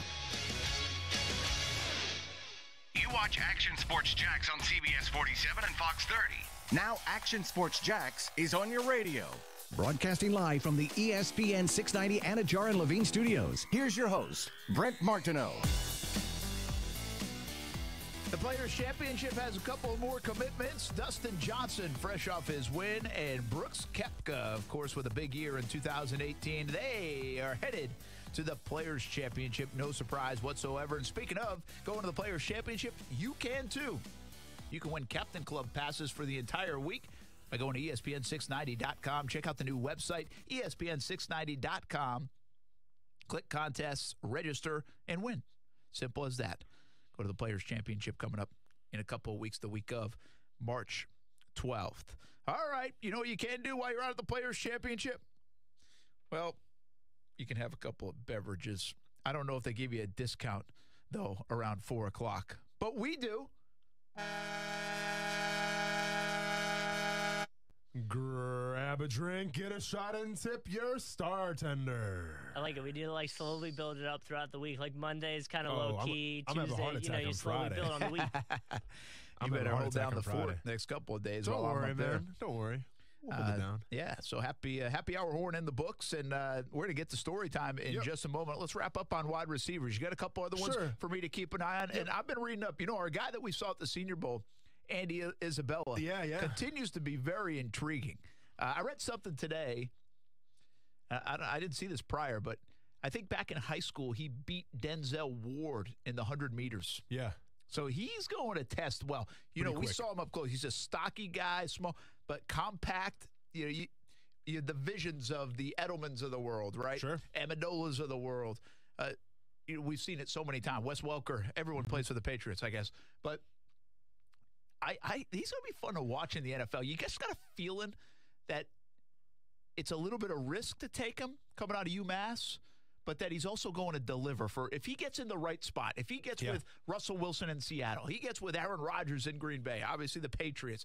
If he gets Ben Roethlisberger, you just get this feeling that he's going to have one heck of a career. Listen, and he's definitely like the new breed of slot receiver that we call like the ones. You know, I mean, if you look at the Kansas City Chiefs, Tyreek Hill, he's a one receiver, and he's coming out of the slot. Same thing with Brandon Cooks. You know, Brandon Cooks is all over the field, too. He's not the tallest guy, but he's still a one receiver. So with Andy Isabella, you can compare him to, you know, the Wes Welkers and whatnot, and the Amendolas. But the difference between him is that Andy Isabella's got that blazing speed. He can actually, you know, burn the top. He can take the top off and, you know, beat you deep as well. So definitely an intriguing prospect. Maybe a guy, I don't know. As far as the Jags taking him, it would be kind of hard to see that just because he's on the shorter side, and I feel like we have Marquise Lee already. So I don't know if I can envision him on the guys Jaguars. that can play in the slot. Exactly. Yeah, that's my point. But speaking of guys that, you know, you want to play on the outside and whatnot, there's a few other guys at this combine I'm going to be watching very closely that are expected to fall kind of like in the later rounds. One guy is J.J. Whiteside from Stanford, kind of a third or fourth round guy, 6'3", 225. A guy that, and this is a scout talking, that wins every single jump ball that comes his way. Very intriguing. If you remember, Allen Robinson kind of had that same thing about him. The only knock on him is his speed. So once again, a guy that if he runs well, could perform well and, you know, kind of boost his stock up a little bit. Once again, J.J. Whiteside from Stanford. N'Keal Harry from Arizona State, 6'4", 216. Yeah, he's an interesting one. Yeah. Obviously, the thing with him is he's not twitchy and not fast out of his get-off. Well, the guy's 6'4", 216. He's kind of lanky and whatnot. They're calling him the next Laquan Treadwell, which is a positive and a negative. Positive from his college performance, negative from obviously I actually thought Treadwell was going to be way better. So did I. I thought he was going to be good. Yeah, so kind of another guy I want to see how he runs, N'Keal Harry from Arizona State. And finally, a guy that I'm definitely keen, well, obviously Deebo Samuel as well from the real USC, as he would say, and I'm not going to argue his name's Deebo for a reason. A guy you want to watch, not the tallest dude, but can definitely play that one position. He's got that linebacker mentality. He's a nasty dude. He's also got the speed, as he showed in the Senior Bowl. So Deebo Samuel from USC, South Carolina, obviously. And then last but not least, Deebo, by the way, I think impressed a little bit with the speed. Yeah. And I think he can play a variety of spots, too. So I think he'll give you versatility, and people will like that. I don't mind Deebo Samuel. I know he's not still the big 6'4" guy, but you run out of those. Exactly. So if you're not going to get one of those, you got to settle on somebody else. I think you need somebody else. They have to add somebody to the mix, and I think he's got playmaking ability. Yep, and this last guy comes with some off-the-field concerns. I couldn't really research what exactly the concerns were, but he's from Texas, and his name, I'm not making this up, Lil Jordan Humphrey. Lil Jordan, 6'4", 225. Played running back all through high school and actually got recruited from Texas to play wide receiver because he was 6'4", 215. He's a living oxymoron, actually. Yeah. Lil Jordan is 6'4", 2-something. Exactly. And like I said, he played running back in high school, so he's got pretty good feet. Like I said, the off-field concerns are a red flag, but one scout has called him, he is the junkyard dog of the group when it comes to physicality, when it comes to going up and getting the ball, and he plays with a bad attitude, which, I mean, and that's in a good way, a bad attitude. As in, like, he's a bad dude, kind of like Deebo Samuel is. So, Lil Jordan Humphrey, a guy I want to keep an eye on too as well. All right. By the way, we do have a couple comments on the video feed. So, you see, you're educating people. Interesting. Learned something new today about the 40-yard dash. I did, too. There you go. We'll share it again later on. Yeah. Chris Collinsworth owns Pro Football Focus. Yes, I knew that. Doesn't mean it's always right. What time is the Combine coming on tonight? It's not coming on tonight. Now, I don't know when NFL Network's coverage is. I think tomorrow, and we'll have some TV coverage, and, of course, we'll be there with our show starting tomorrow when Dave Caldwell and Doug Marrone will talk to us on Wednesday. So we will have that. So if you're looking from a local standpoint, that's what happens. If you're watching for the drills, that's not till Friday. Running backs and offensive linemen especially, we're keeping an eye on Friday. And then Saturday's the quarterbacks, wide receivers, and tight ends. I really think this is Friday, Saturday to keep an eye on. It's really boring for the most part. But the prior to that is the medicals, the physicals, and height, weight checks, and also the interviews with the media and also with the teams. All right, share your story because it has to do with height. Yeah, so kind of getting in this whole series, I'm sharing Combine stories. Well, yesterday I kind of went into the training aspect of it and some of my training partners that I spent time with. Well, now I'm at the Combine, went through the physicals, and now it's time to actually weigh in and get my height measurements and everything. Brent, I told you that it was my goal going to the Combine to weigh as much as possible because back then, 2010, which seems, a couple years ago, well, it was a long time ago, I had to weigh as much as possible because I wanted to play that 4-3 defensive end, and back then, 4-3 defensive ends were big. So I wanted to weigh in that 270, 280 range, honestly, and coming from college, I was about 265. So what's a way to put on a couple extra pounds right before you weigh in? You drink some water. Okay. So we had water bottles, obviously, in our room. Yeah. So I drank about, and I'm not exaggerating, 6 bottles of Dasani before I went to go weigh in. And, dude, I'm still like a naive kid a little bit. Like, I didn't know I was going to feel all bloated and feel really crappy. So, like, I'm drinking the Dasani and everything. I pound the water. I'm like, okay, I don't feel so good, but we'll be all right. Just got to make it through the scales and everything. So, making it to the scales, well, the reason I brought up Rex Ryan, and he's kind of been notorious for this through, like, NFL groups and whatnot, scouts and everything. I'm not sure if it's really, if it's known to, like, the general public, but Rex Ryan used to sit kind of like right in the front of the weigh-ins and whatnot, and he would always, for every single weigh-in, he had a little comment because being Rex Ryan, I mean, he's he Rex just Ryan. Care. Yeah, so I remember like Taylor Mays. Remember Taylor Mays from USC? The dude was a specimen, right? He was. So Taylor Mays weighs in, and all of a sudden Rex Ryan's like, that guy's chiseled from Adonis. He's gonna be a New York Jet. He's got the body of a New York Jet right there, folks. So like Rex Ryan's going with everybody, and then like another kid who might be like a little flabby, Rex Ryan would be like, not a New York Jet kind of body. That's not what we're looking for. And like these kids are weighing in, and Rex Ryan's like literally calling them out and everything. So for the whole time, I mean, you just named Did the player. they know and it was coming? Yeah, usually, because I mean, you can hear Rex Ryan go, especially like the popular but guys. They know. But are they like, oh my gosh, why is he saying this about me? Or is it more like, that's Rex being Rex? No, I think it was just that's Rex being Rex, So, and I think even with Bradford too, he might have said something because talking to Bradford, he's like, that guy won a Heisman Trophy. You kidding me? Just because Bradford wasn't the most muscular guy ever. So that's cool though. Rex He tries Ryan, to lighten the mood a bit. Exactly, because people take it so seriously, Brent. So I think he was just trying to bring a little light and fun to it, which was pretty cool. So I'm standing in line, and it's like you have to wait about an hour from where you stand in line because it's just guys with their shirts off waiting to weigh in and get their height and everything. So I'm waiting, dude. I got to go to the bathroom. I just drank 5 to 6 Dasanis, So I'm kind of hunched over because like I can't get out of line. I can't be like, oh, I have to go to the bathroom. So I'm literally just like, dude, I got to go to the bathroom. Got to go to the bathroom. Got to go to the bathroom. All right, just don't think about it. Don't think about it. This is one of the biggest moments of your life. Don't think about it though. So I'm walking up, and thankfully I make it, but I'm on the cusp, basically, as they say. Like if someone touches that would have me, been an all-timer. If someone touches me, it's game over. So I'm walking up to the stage and everything. And listen, when it comes to height, I've always been 6'6.5". When I got to Murray State, I was 6'6.5". Like because scouts come to your school too, they measured me out 6'6.5". So I'm expecting at least 6'6". Like that was the goal. If I could be like 6'6", 270, dude, that's great size. That was what you were looking for. That was ideal. That's what teams are looking for too. So I get on top of the stage, and I forgot who the guy that was measuring. He was like a pro. He was like a strength coach, I think, from Arizona or something. Really high energy guy, as most strength coaches are. And he goes, "Geez, you're a tall guy, huh?" I'm like, "Yeah." And I'm bloated, and my body probably doesn't look the best. I don't care. I just want to weigh 6'6". Or I want to weigh. I want to be my height at 6'6". So I'm like, "Yeah, I'm cool, okay, 6'6". And the guy's like, "So you're 6'6", 6'6.5"? I'm like, I'd probably be like 6'6". He's like, "Yeah, you're 6'6" for sure. I've seen tall guys. You're 6'6". And he measures me, and he looks down. He's like, 6'6", huh? I'm like, "That's what I said." And the guy goes, and he screams out to the crowd, 6'5.5", Austin Lane. I'm like, I look at him like, "What?"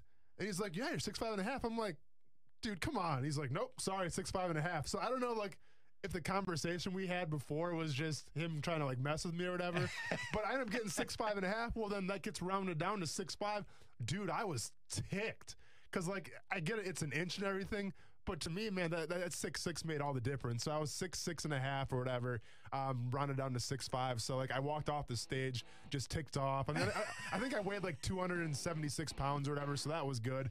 I was oozing Velveeta cheese because that's what I all ate. I was going to say yesterday. that, and you were about ready to. So you're ticked off and had to pee. Yeah. Not a good scene. But 6'5.5" didn't matter. To me, it did, though, because I had 6'6" in my mind the whole time. And he's like, that was the worst part. He's like, "Oh, yeah, you're definitely 6'6". So I'm like, "Yeah." And he's measuring me. 6'5.5", Austin Lane. I'm like, mother. Well, that hurt you. Drafted in the 5th round. Yeah. The Velveeta cheese helped you. Yeah, there you go. And thankfully, Rex Ryan had nothing but nice things to say when I weighed in too. So, no comment from the back. Yep, no comment from him. So that was good as well. Hey, Daniel Jeremiah from NFL Network. He's the new Mike Mayock, folks. We've interviewed him for years now. He's really good. But we'll hear what he has to say about the quarterbacks coming up, and also those Iowa tight ends. Still to come here on the show, ESPN 690, plus some hoop talk. LeBron James. Action Sports Jax with Brent Martineau on ESPN 690 is brought to you by Best Bet Jacksonville and Orange Park. Want to get your hands on some of the best gently used luxury clothing, home goods, and furniture? There is no bigger sale than the Junior League of Jacksonville's Whale of a Sale, Saturday, March 2nd at the Jacksonville Fairgrounds. It's the largest resale event with funds from each purchase reinvested into our First Coast community. Entry is only $2 and parking is only $5. Can't wait to get your hands on the hottest deals in town? Get exclusive VIP access to the sale during the league's preview party on March 1st. Tickets are now on sale at jljacksonville.org. Hey, everybody, this is Brent Martineau from Action Sports Jax here on ESPN 690. And although the focus has shifted a little bit from football and heading into basketball season, maybe even baseball season, we have not lost our focus on helping you get the best car buying experience. If you haven't been to see my friends at the new Jenkins Hyundai of Jacksonville, you've got to see this new state-of-the-art showroom and meet their fantastic people. Beyond that, if you're thinking about buying a new or pre-owned car, you really should go see the team at the new Jenkins Hyundai of Jacksonville. I'm really confident you'll find their approach to be a breath of fresh air. Take it from me. I drive a Hyundai, and my friends at Jenkins Hyundai of Jacksonville emphasize a no-risk and no-pressure approach. They offer a limited lifetime warranty that's good anywhere in the United States, and if you're not 100% satisfied with your vehicle for any reason, you can bring it back within the first 7 days for your money back. Jenkins Hyundai of Jacksonville is located on Atlantic Boulevard. You can schedule a test drive today at JenkinsHyundaiofJacksonville.com. and tell them Brent Martineau sent you. From Daytona Beach to Brunswick, now ESPN can be heard loud and clear everywhere on one of the most powerful AM radio stations in Florida. Listen live everywhere you go on ESPN690.com. This is ESPN 690. Now, back to Action Sports Jax with Brent Martineau on ESPN 690 and ESPN690.com. Hey, ballin' and fallin' still to come on the way here on Action Sports Jax on a Tuesday edition on ESPN 690. Brent Martineau along with Austin Lane, Justin Kuzart. Again, you can win players tickets. All you have to do is go to ESPN690.com, go to the contest section of the website, register and win players tickets, Captain Club passes for the entire week. Go ahead and jump in on that contest if you're headed to the Players Championship, which hopefully you are. in just a couple of weeks. We will be out there all week long. Tomorrow and Thursday, be at the Combine in Indianapolis, getting ready to go out there tonight. News out of the NFL, Randy Gregory of the Cowboys suspended indefinitely by the NFL. What a mess that has been for the Cowboys. They took a chance on Randy Gregory, and it's not working. That's his third strike, too, right? Yeah. I mean, he's just – I mean, how many games has he even played? Here it is, right? Prior to last season, Gregory had missed 30 of 32 regular season games. He's got all the talent in the world, He did play in 14 games last year. Just can't stay out of it. Mm-hmm. So, suspended again, and again, you take a chance on some of those guys, and sometimes it works, sometimes it doesn't. Randy Gregory is the latest case of it doesn't. The NFL replay, this is probably the lead story in New Orleans. The NFL replay is lacking support, changes to it right now, according to New York Giants owner John Mara, and he says he's not sensing a lot of support for making changes. So I'm not sure we're going to get too much. And by the way, some of the things suggested are a little strong, aggressive, and I'm not surprised it wouldn't happen immediately. Mm-hmm. But could they get some momentum that it changes down the road? That could be the case. It's interesting, though. This is where you usually get something reactionary, right? You'd think there'd be something. And I think back in that NFC Championship game, I said, well, something will change this offseason. John Mara is saying, well, maybe it won't. So we'll see where that one goes. We're going to get to some NBA talk. LeBron James gets to 10,000 assists. Where is LeBron in your mind now? Is he already in a place that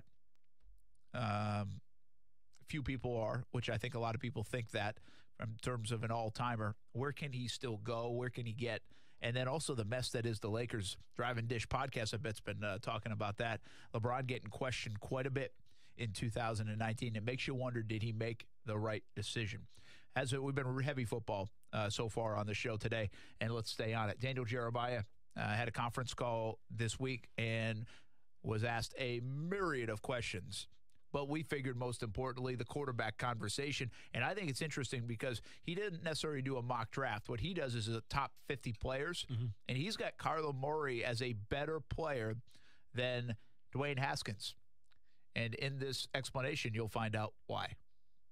Yeah, it's polar opposites with these quarterbacks, with those top two guys for me. And I started out with Haskins ahead of Kyler Murray, prototypical size for Haskins, pure pocket passer, can make every throw. Really turned it on late in the year, which was good to see. The concern a little bit there was just the immobility, be able to kind of get himself out of trouble if he gets under some heat, being able to move off of his spot and be consistent and be accurate. That was my concern with him. Kyler Murray, my hang-up were really two. One was, his commitment, his focus on football. Was that going to be there? I think it's impossible for a quarterback to juggle two sports. Even just leaving the possibility open-ended, I don't know how a team could have taken him in the first round if he didn't completely eliminate baseball from the conversation, and that's what it sounds like he's done. So that took care of the first concern for me. And the second concern was the bulk. I didn't know how much does this guy weigh. You hear all these different numbers thrown around during the fall.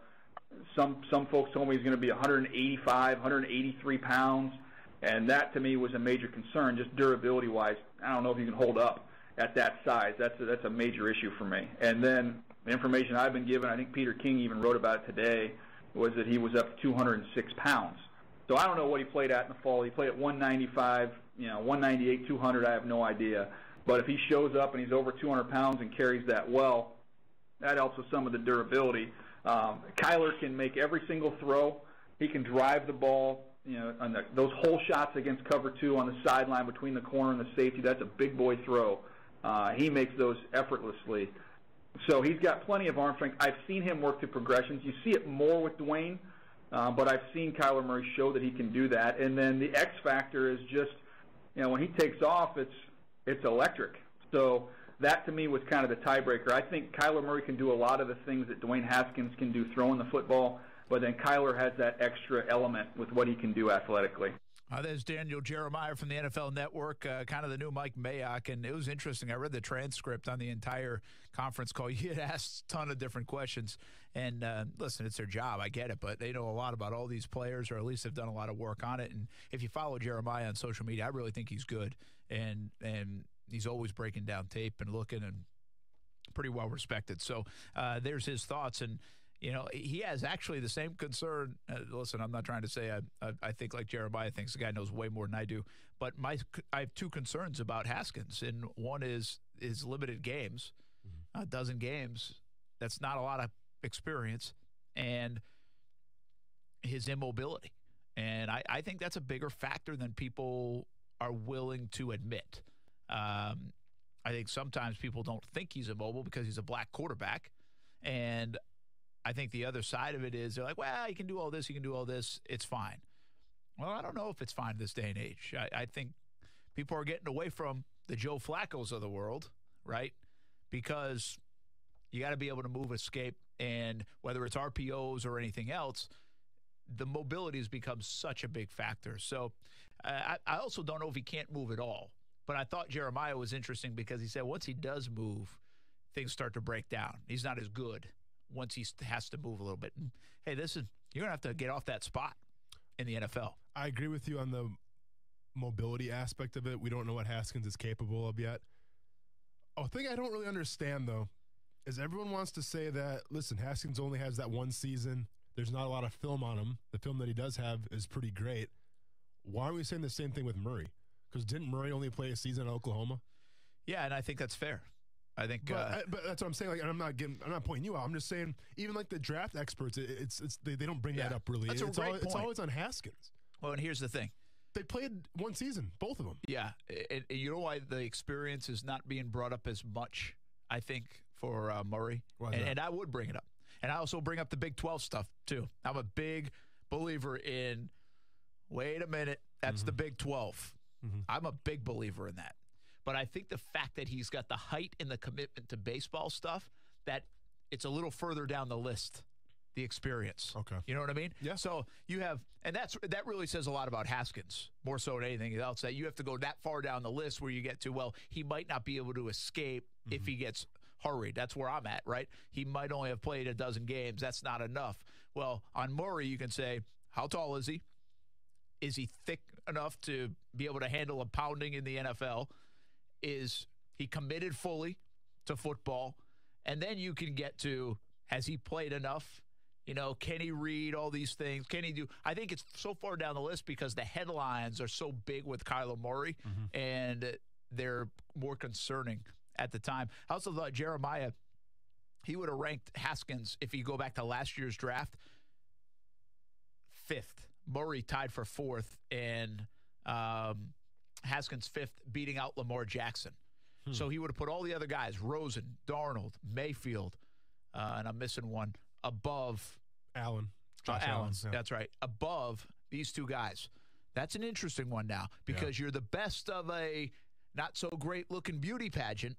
Doesn't make you an unbelievable quarterback in Haskins. Doesn't mean you're not. Yeah. But it doesn't make you an unbelievable one. If you go back to the last two classes now and all of a sudden you're 5th or tied for 4th, you know, I don't know. That does something for me. It does, but what are those rankings really saying? Because a lot of people had Sam Darnold number 1, you know, as the top-ranked quarterback and Josh Rosen number 2. But who was the best quarterback from that class so far? Baker Mayfield, hands down. But so far. I mean, I know it's one season. Yeah, that's the thing. Still. I could argue that Sam Darnold still 3 years down the road is going to be the best one. And we'll see. But I'm saying just from this year, all signs point to Baker. Yeah, Baker got off to a better start. And I would also argue he had more around him, right? He's got Landry around him. And he's got pretty good tight ends and Njoku.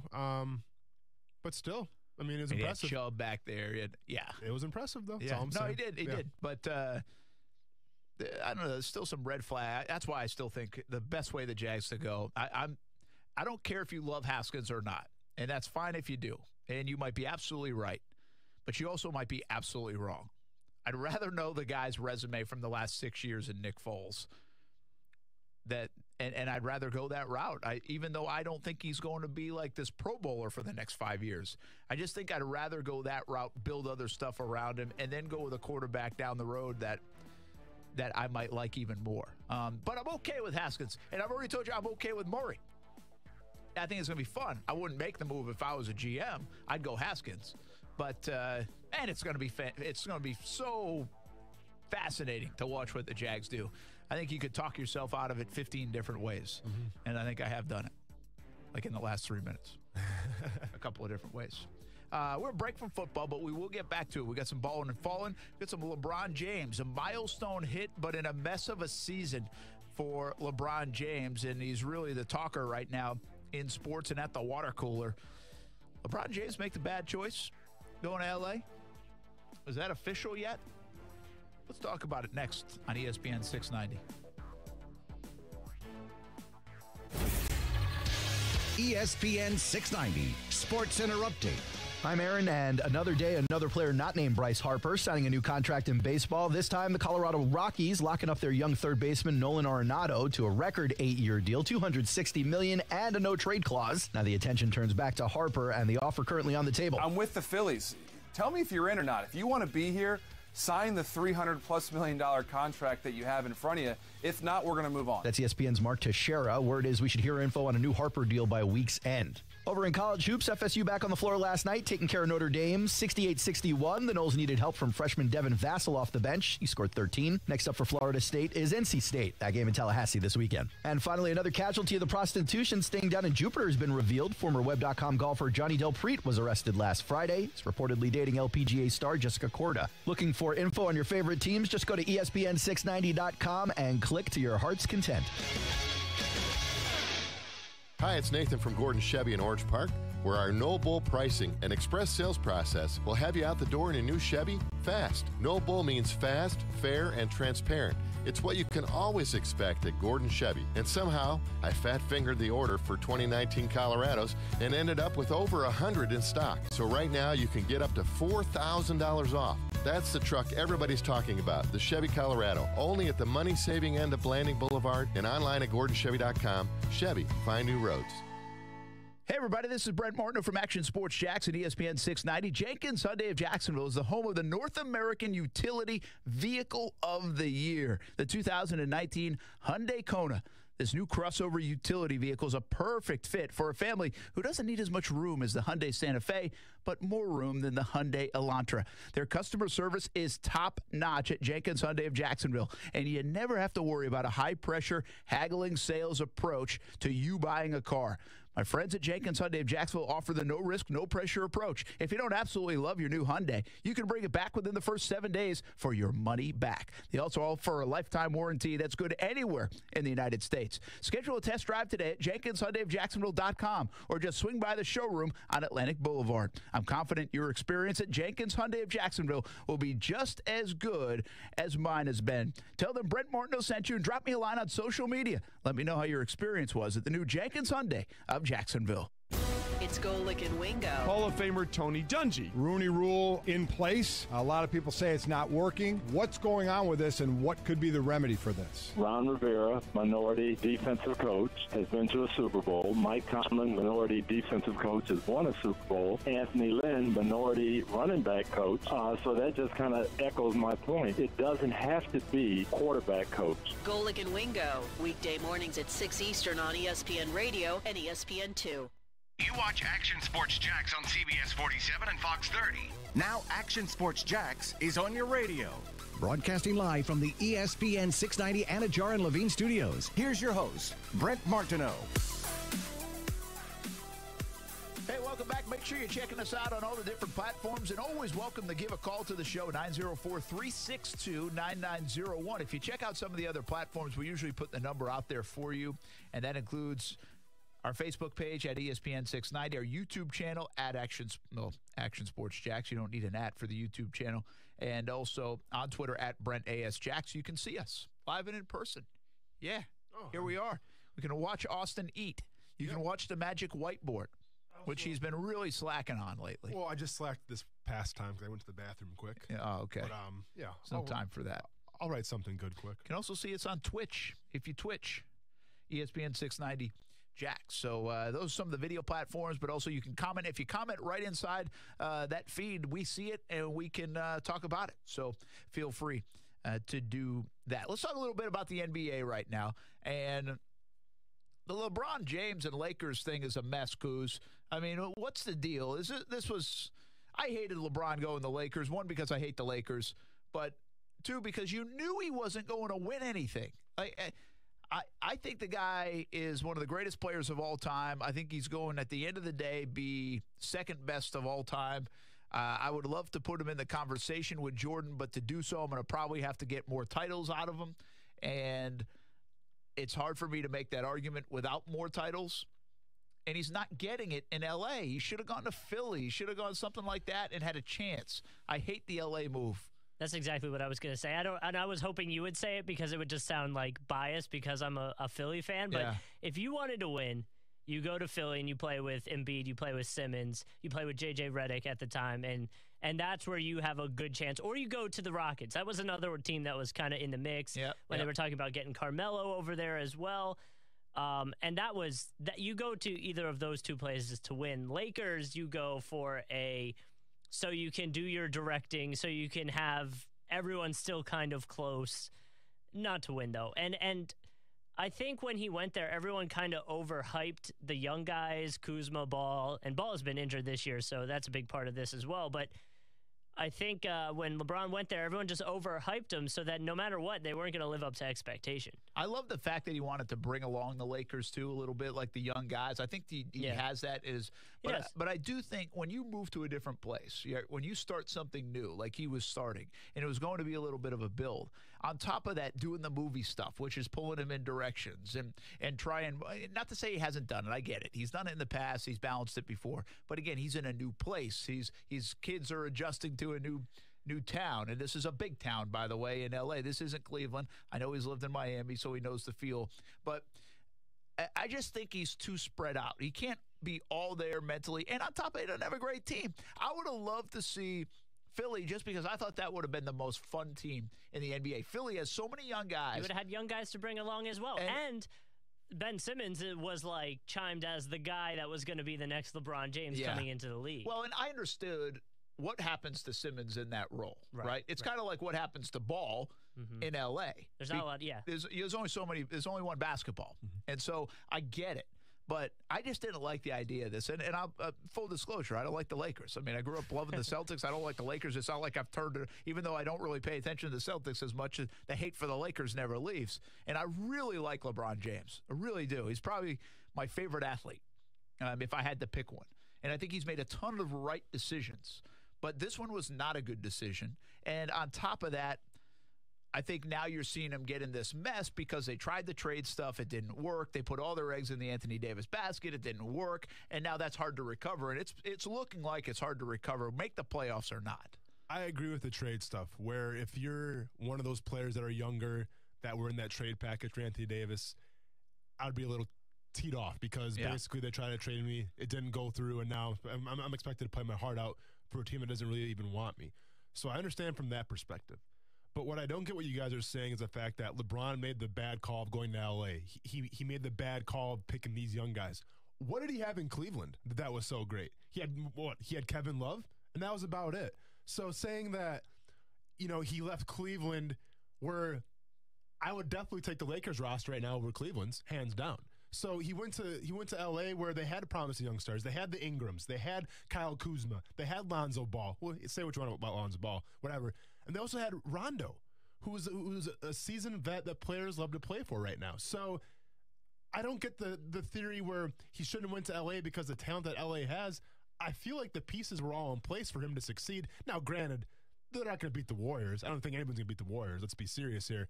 But from that Western Conference, I definitely saw him going to the finals at least, because literally the only other team you have to worry about, well, two of them now is Oklahoma City and the Rockets with Harden. But I feel like LeBron and those Lakers at 100% beats them. But I think when LeBron got hurt, that team is so young, no one really stepped up to the plate. Well, that could listen, he got hurt. Who knows if he's fully healthy anyway, although he did take quite a bit of time coming back. I don't think he rushed back, but you never know if he's fully healthy or if he's concerned about it. And then add to that, while that was going on, you've got the whole trade deal, that dynamic where how many people still want to play there? What are they thinking? How many things have been severed in terms of relationships and trust and chemistry? I think that's real. And I don't necessarily I'm not going to Cleveland, the one thing they did have is they had some more veteran guys. I mean, even if it is Love, they might not have had the talent level, even of L.A., but they had veteran guys, and that means a lot. I mean, we saw it here in 2016. These guys had Mercedes Lewis and Posluszny, but when they got 17 and they got a guy like Calais Campbell, and to add to that mix, that helped change it. Sometimes it's just one guy. But I still think it's all of the other stuff. I don't think he went to, and he's kind of indicated that I don't need to chase trophies and championships. And I feel like saying, yes, you do, LeBron. Yes, you do. And he hit another milestone last night to show how great he is. 10,000 assists, along with top 10 assists. He can get the 10,000 assists, I think, and project him forward. How long do you think LeBron plays? 5 more years? Well, he talked about wanting to play with his son, and I think that was in 5 years, if I'm not mistaken. So if he's 34 right now, he'll be 34 at the end of this season. Yeah. It'd be like 34 and a half, really. So can he play until he's 30? That's a lot of minutes on that body, man. I think can he play 5 more years? I think there was an interview ESPN did with Kobe where they asked him about that, and he pretty much said you got to change your game because LeBron's a very physical guy. As you get older, you're not wanting to take those hits, so you got to change your abilities a little bit more and focus on jump shots and the getting open without the ball, and that's going to be on LeBron to figure out. Carmelo wasn't willing to do it. Carmelo wasn't willing to do it. And by the way, Kobe looked pretty damn bad doing it down the stretch too. Yeah. And I wonder where the sense of pride is in LeBron at some point. Where's the cutoff where you're like, all right, I'm just hanging on to get a few more assists, to play with my son, to get a couple more points and climb the charts. I don't know where that is. It feels like he's still got a lot of good basketball in him. But I think not this year, the next year will say a lot, because this was his first real injury in a long time, where he missed an extended amount of time.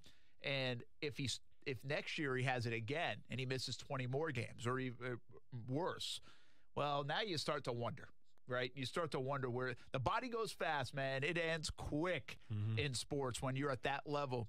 And I still feel like he's got 3, 4, 5 good years in him. I really do. It's a different day and age. He's a different kind of athlete. But if he does play 5 years, I figured out yesterday, I think if he does like 6 assists a game, he really has to play like 300 more games to get to top 5, which is right around Magic Johnson. And points-wise, he's about to clip some others anyway. And he could really, I think I had him average, he'd have to play 310 more games and average like 20 a game in the 5 years, I think, to get to Kareem Abdul-Jabbar's 38,000 career points. I think that's what I factored in. It's doable is my point. He could end up the all-time leading scorer in NBA history if he plays a while, and a top 5 assist guy. And there's actually a chance he cracks the top, not top 10. It's more like the top 20 in rebounds if he continues to average 7-8 rebounds a game. I mean, dang, that's good. And it wouldn't be a surprise to me if he accomplishes all that. But let's be honest, you talked about, like, this isn't like a Grant Hill situation or like a Richard Jefferson situation. Like, it's LeBron James, so he's not going to be taking like a backseat to anybody. So he's gonna always be that guy. He's gonna always be the leader. He's gonna always be the guy that you rely on to score. So I don't know, especially with his game, the way he plays. I mean, it's hard to picture him just being a straight up like a finesse player. I mean, he's physical. He drives to the lane and whatnot. There is a little finesse to his game, but going from what you see now to being a straight-up finesse player, it's hard to imagine with LeBron James. And listen, maybe he can play another 4 or 5 years and doesn't get hurt, but let's not forget, Father Time is undefeated, and the clock waits for nobody. He's actually got 1 L so far to Tom Brady. For the most part, yeah. A little bit. That's a good point. San Antonio sits in the 8th spot in the playoffs. They are 33-29. The Lakers are 29-31, 3 games behind the Spurs. The Kings, Timberwolves in their way. They make the postseason or no? Kuz? If you look at the rosters on all of those teams, the Kings would be one I would bet against, although they're having an amazing year. So any Kings fans are going to be upset with me saying that. Other than that, the other guys have more proven talent as a whole. I know LeBron James is LeBron James, and don't ever bet against him, but, the Spurs got DeRozan, LaMarcus Aldridge, Rudy Gay. Like, you kind of, you see that and you go, all right, we can expect these guys to get in and get us there. So in terms of just looking at the names on papers, I don't see it happening. But I also don't want to bet against LeBron because he usually proves me wrong when I do that. You know what's crazy? Is there's only 22 games left in the regular season. Yeah. It just, you have to constantly remind yourself how long the NBA playoffs are. I mean, they are still 5 months. Wait, March, April, May, June. 4 months. 4 months from crowning a champion in the NBA. Yet there are only 20 games left in the regular season. Crazy. He is running out of time. And I can tell you the playoffs, at least the East matchup-wise, the way they're going to get to, the playoffs this year are going to be phenomenal. Yeah, well, I'll tell you this. Bucks Warriors. We're looking in a few weeks, and they missed the playoffs, the Lakers. Well, I think it's hand down 100% across the board. He made a mistake in his choice that he picked because LeBron James should not miss the playoffs. And LeBron James, what he proved in Cleveland, and he took all those teams to the finals. When he's in the conference finals 8 straight years. I'm sorry, the finals, NBA finals, 8 straight years.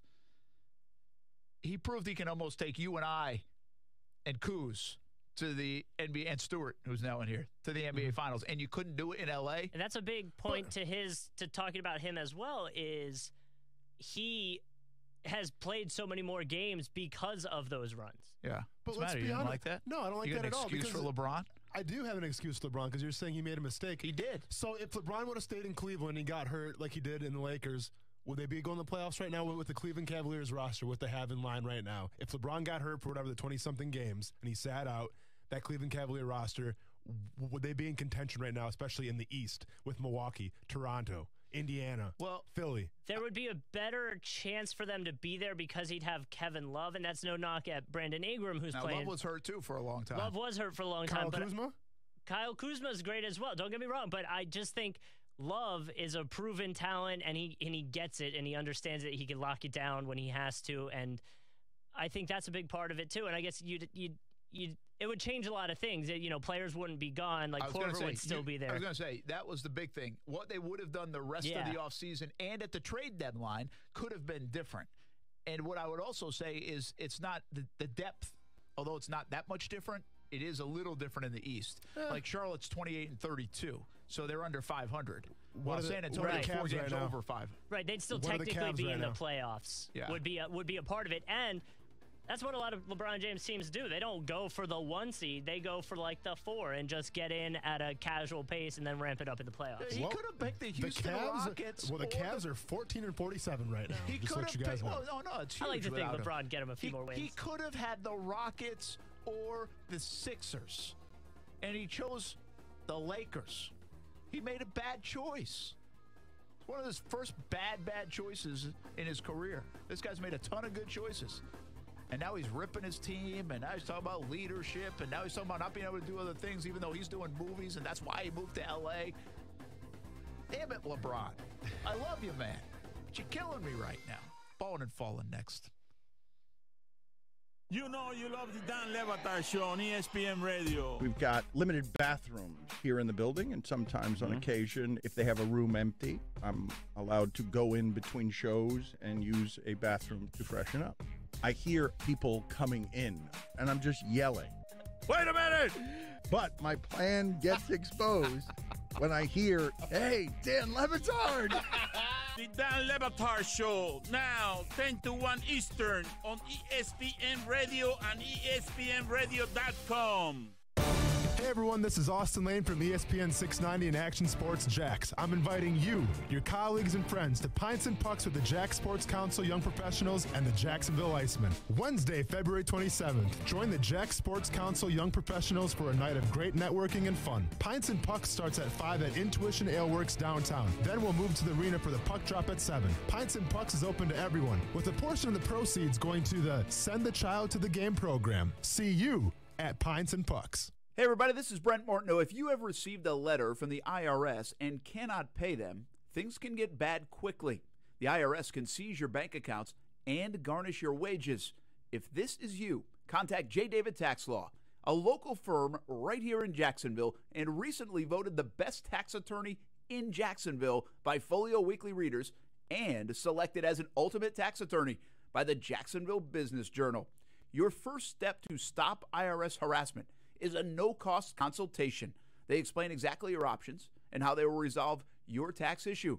Only trust an experienced and award-winning tax firm to represent you. The fastest way to get started is to call 904-507-4777. Peace of mind is only a click or phone call away. Online at jdavidtaxlaw.com. The number again, 904-507-4777.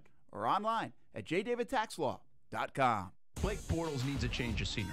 People need a change of scenery from Blake Bortles. That's not the case in Denver. You can like Case Keenum or not, but it wasn't like, hey, this guy's got to get out of town. Action Sports Jax with Brent Martineau. Weekdays from 3 to 6 p.m. on ESPN 690. Now, back to Action Sports Jax with Brent Martineau on ESPN 690 and ESPN690.com. How cold is it for your mom up in Wisconsin right now? Let me go ahead and check my handy-dandy weather app. 9 degrees. Feels like 2 degrees. Oof. But they're having, like, I think they have record snowfall the past couple weeks is what I was hearing. Really? They have, like, over 2 feet of snow now. Your mom's checking out the show. Say hi, Mom. What's up, Mom? How you doing? I saw on Facebook. Yeah, I'm not looking forward to the 30-degree weather I got coming for me this coming weekend. Where are you going to be at? The city, New York City. Ah, the city. My second home. I'm going to Indy, and I'll be up in it too. And I'll be it's here. It's not terrible. It's like holding down 25 to 40 degrees, which really could be worse. No, that's terrible. I mean, it's not great, but it could be worse. Indy's actually a pretty fun city too. Isn't it? It's kind of underrated. It is underrated. I mean, there's really. Like, it's not great, but it's so well done in terms of keeping everything. You can walk everywhere inside if it snows, and there's a good amount of stuff to do. Mm-hmm. There's enough sports in town. I don't really know. Take away the sports and the convention part of it, where there's obviously a bunch of meetings because it's in the middle of the country, so it's easy for everybody to get to. Mm-hmm. So it's a perfect city for that. From a cultural whatever standpoint, like, you go to Atlanta, you go to the aquarium, right? You can go to Coca-Cola. You can go, even if you didn't want the big city feel, I'm saying you can go do stuff. What's the sightseeing, touristy stuff you do in Indiana other than go to Hoosiers or? Yeah, they might have like a track tour for Indianapolis. That's what I'm saying. It's all sports related. Yeah. Yeah, I don't know. There's some pretty good town bars. Like, there's some bars there that are fun. Yeah. But, so, again, it's from a convention, a host city. Sure. But, like, you would not go otherwise. And that's why they've done such a great job. It's not like St. Louis where you go for the arch, or things like that. You're not just going to, hey, I'm going to pass through the Midwest. So I'm going to stop in Indy because I want to see what? The Brickyard. Yeah. Well, Brent, if you have some time, make sure you hit up the Wild Beaver Saloon in Indianapolis downtown. I think we've been. Time. Okay, yeah, it's a good time. I think we've been to that. Very possible. We did a New Year's there one time thanks to the Jags schedule. Me and Joe Thomas were throwing back some brews there for the Super Bowl weekend when I was there. Yeah, well, he's a Wisconsin guy. I had to give him a shout out. I think Joe Thomas is going to be there. I think he's doing some coverage for ESPN or NFL Network. Cool, yeah. Joe Thomas seems like a cool guy. Cool guy, very knowledgeable, too, when it comes to the game of football. Yeah, fantastic player, obviously. Hey, a little balling and falling time, but before we get to that, Action Sports Jax, Stuart Weber, you might have heard his voice. Hi there. He is, by the way, I'm a little disappointed. You didn't even say hi to Mom. I did say hi to Mom. Did you? Yeah. You just weren't listening. Oh. Said, what's up, Mom? Oh, okay. Good. Thanks for listening. I thought I was the only one that said hi to your mom. Dang. My mom called in yesterday, by the way, when we had Weber on. Hey, speaking of Coos, we got Weber on. Yeah, hi. I thought that was just a phone thing. No, come on now. Man. The hair doesn't stop. I mean, come not on. his best performance today. I'm going to be honest with you. He's distracted. Combine stock is plummeting. So anyway, Mom heard this segment. Sure. And so I said, well, what other hair songs would there be? Oh, so she brought us back to, like the Hairspray. Yep. Okay. Well, I guess before it was Hairspray, it was just hair. I guess there was an older version of it, and there's a song in that. So I got to find it. Mom was trying to find us some other songs. Sure, that'll apply as well. Yeah, I have no. She said it's upbeat, though. Okay. So I'm going to have to test it out and see if you like it. Yeah. I'm sure with Kuz at the helm, we'll never actually be able to hear it, but it's all good. That's whatever. a good point. He is so distracted today. Kuz, what are you doing right now? Just watching ESPN in there. I'm looking for the hairspray song. I bet you are. Sure. I bet you are. What do we got a busy night tonight, don't we? Yeah, we're bouncing around a little bit tonight. Big baseball game going on at 6 o'clock over at JU, the Florida Gators, one of the top-ranked teams in the country, coming to town to take on JU and the Dolphins. JU just fresh off that sweep over Jacksonville State in the battle for Jacksonville. They needed some wins, too. They did, yeah, they did. So they got that sweep. Now they got the Gators coming in. UNF baseball at 6 o'clock as well. They're taking on the mighty burrowing Owls of Florida Atlantic. That one's here. That's what they're actually. Okay, never mind. I'm sorry. They are the burrowing Owls. They just go by the Owls.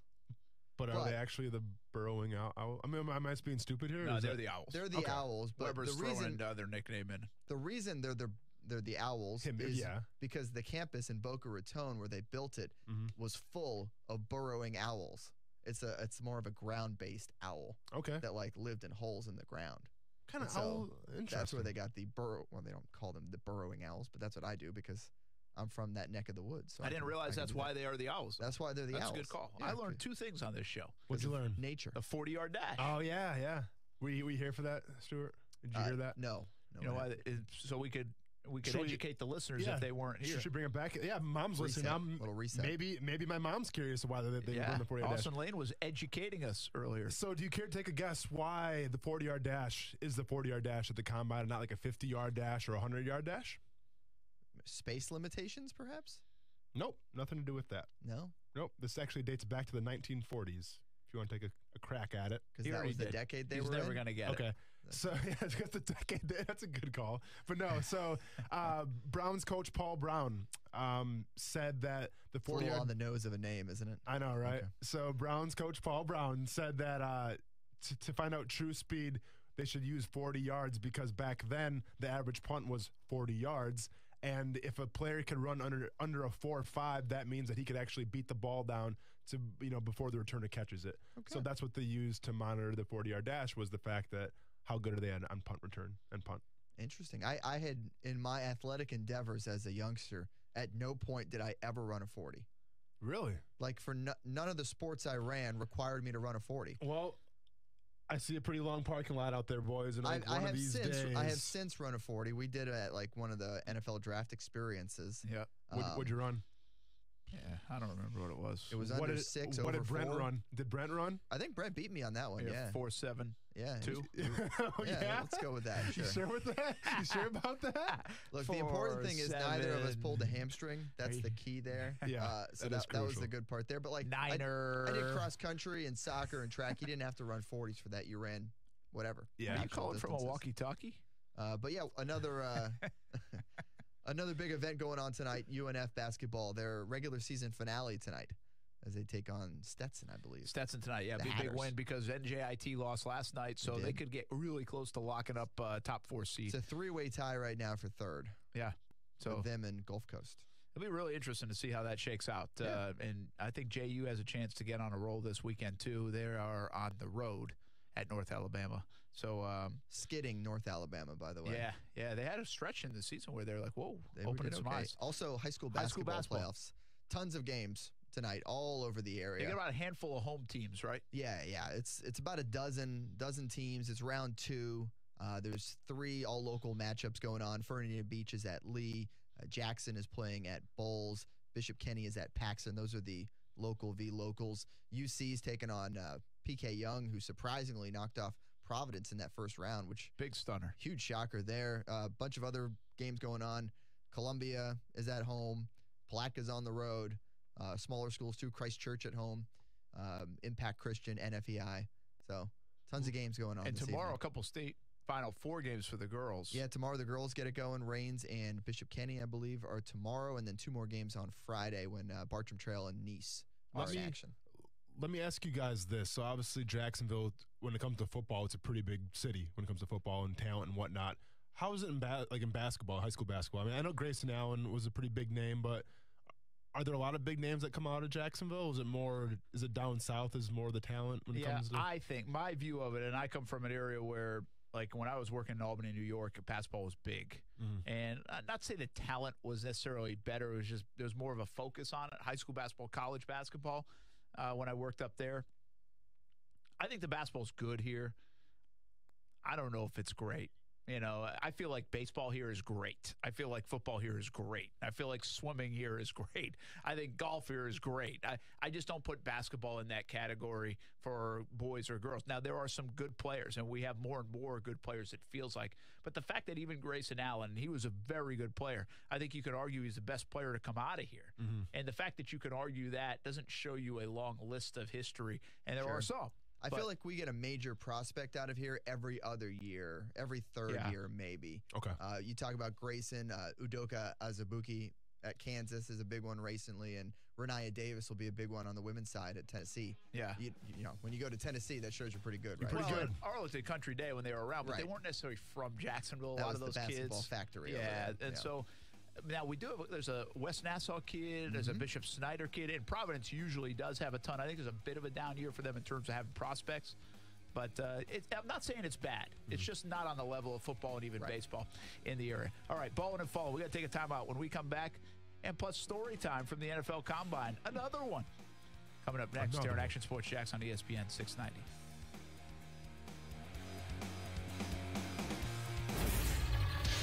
ESPN 690 Sports Center Update. I'm Aaron, and another day, another player not named Bryce Harper signing a new contract in baseball. This time, the Colorado Rockies locking up their young third baseman Nolan Arenado to a record 8-year deal, $260 million, and a no-trade clause. Now the attention turns back to Harper and the offer currently on the table. I'm with the Phillies. Tell me if you're in or not. If you want to be here, sign the $300+ million contract that you have in front of you. If not, we're going to move on. That's ESPN's Mark Teixeira. Word is we should hear info on a new Harper deal by week's end. Over in college hoops, FSU back on the floor last night, taking care of Notre Dame, 68-61. The Noles needed help from freshman Devin Vassell off the bench. He scored 13. Next up for Florida State is NC State. That game in Tallahassee this weekend. And finally, another casualty of the prostitution sting down in Jupiter has been revealed. Former Web.com golfer Johnny Del Prete was arrested last Friday. He's reportedly dating LPGA star Jessica Korda. Looking for info on your favorite teams? Just go to ESPN690.com and click to your heart's content. Hey, everybody, this is Brent Martineau from ESPN 690 and Action Sports Jax, and we know who the football team of the year is. Yep, the Patriots again. What you may not know is my friends at the brand new Jenkins Hyundai of Jacksonville have the North American Utility Vehicle of the Year. They raise that trophy. It's the new 2019 Hyundai Kona, and this is a super slick crossover utility vehicle. I encourage you to swing by the Jenkins Hyundai of Jacksonville showroom on Atlantic Boulevard and take a look at this new crossover utility vehicle. The Kona is offered in 4 trim levels: the SE, the SEL, the Limited, and the Ultimate. Go see my friends at the new Jenkins Hyundai of Jacksonville and schedule a test drive and order the new Konas today.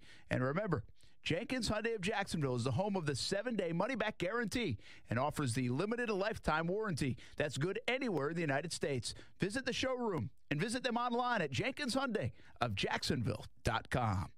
Broadcasting live from the ESPN 690 Anajar and Levine studios. Anajar and Levine Accident Attorneys. Call 904-600-4000. That's 904-600-4000. ESPN 690, Jacksonville's home for ESPN Radio. WOKV Jacksonville. Listen live everywhere you go on ESPN690.com. ESPN 690, a Cox Media Group station. ESPN Radio Sports Center. I'm Christine Lisi. The NFL suspended Cowboys defensive end Randy Gregory indefinitely for violating the substance abuse policy as well as conditions of his reinstatement from a previous suspension. Gregory missed 30 of 32 regular season games in 2016 and 2017 for multiple violations of the substance abuse policy. A big payday for Rocky Star third baseman Nolan Arenado. ESPN's Jeff Passan reporting the sides finalizing an 8-year, $260 million extension. The deal keeps him from reaching free agency after the 2019 season. The end may be near in the Bryce Harper sweepstakes. Teams courting the free agent believe he'll decide where he'll sign by the end of the week. And his choice will come down to one thing, explains Jeff Passan. Whether Bryce Harper decides to take a short-term deal, and that brings the Los Angeles Dodgers into play, or if he wants the longer-term deal that he's been seeking all offseason, in which case the Philadelphia Phillies are still the prohibitive favorites. College basketball, Duke's Zion Williamson, mild knee sprain, out a second straight game tonight at Virginia Tech, 6:30 Eastern, ESPN Radio and the ESPN app. Go ahead. Stream all the big games. Because with Straight Talk Wireless, you now get 25 gigs of high-speed data for $45 a month. Plus, unlimited talk and text. All on America's largest 4G LTE networks. Straight Talk Wireless. Only at Walmart. First 25 gigs at high speed, then 2G. See terms at straighttalk.com. You watch Action Sports Jax on CBS 47 and Fox 30. Now Action Sports Jax is on your radio. Broadcasting live from the ESPN 690 Anajar and Levine studios. Here's your host, Brent Martineau.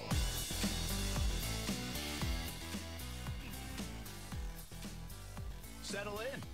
Yeah. Austin Lane. Brent Martineau, Austin Lane, Cruz with us. We say goodbye to Action Sports Jax. Stuart Weber as he's about to hit the road, go get some high school hoops tonight. I will hit the road in about a half hour. I have to check on the traffic, but I'm flying out at 7:20. What time can I get there? Do you have the express lane pass or whatever, the first class, whatever?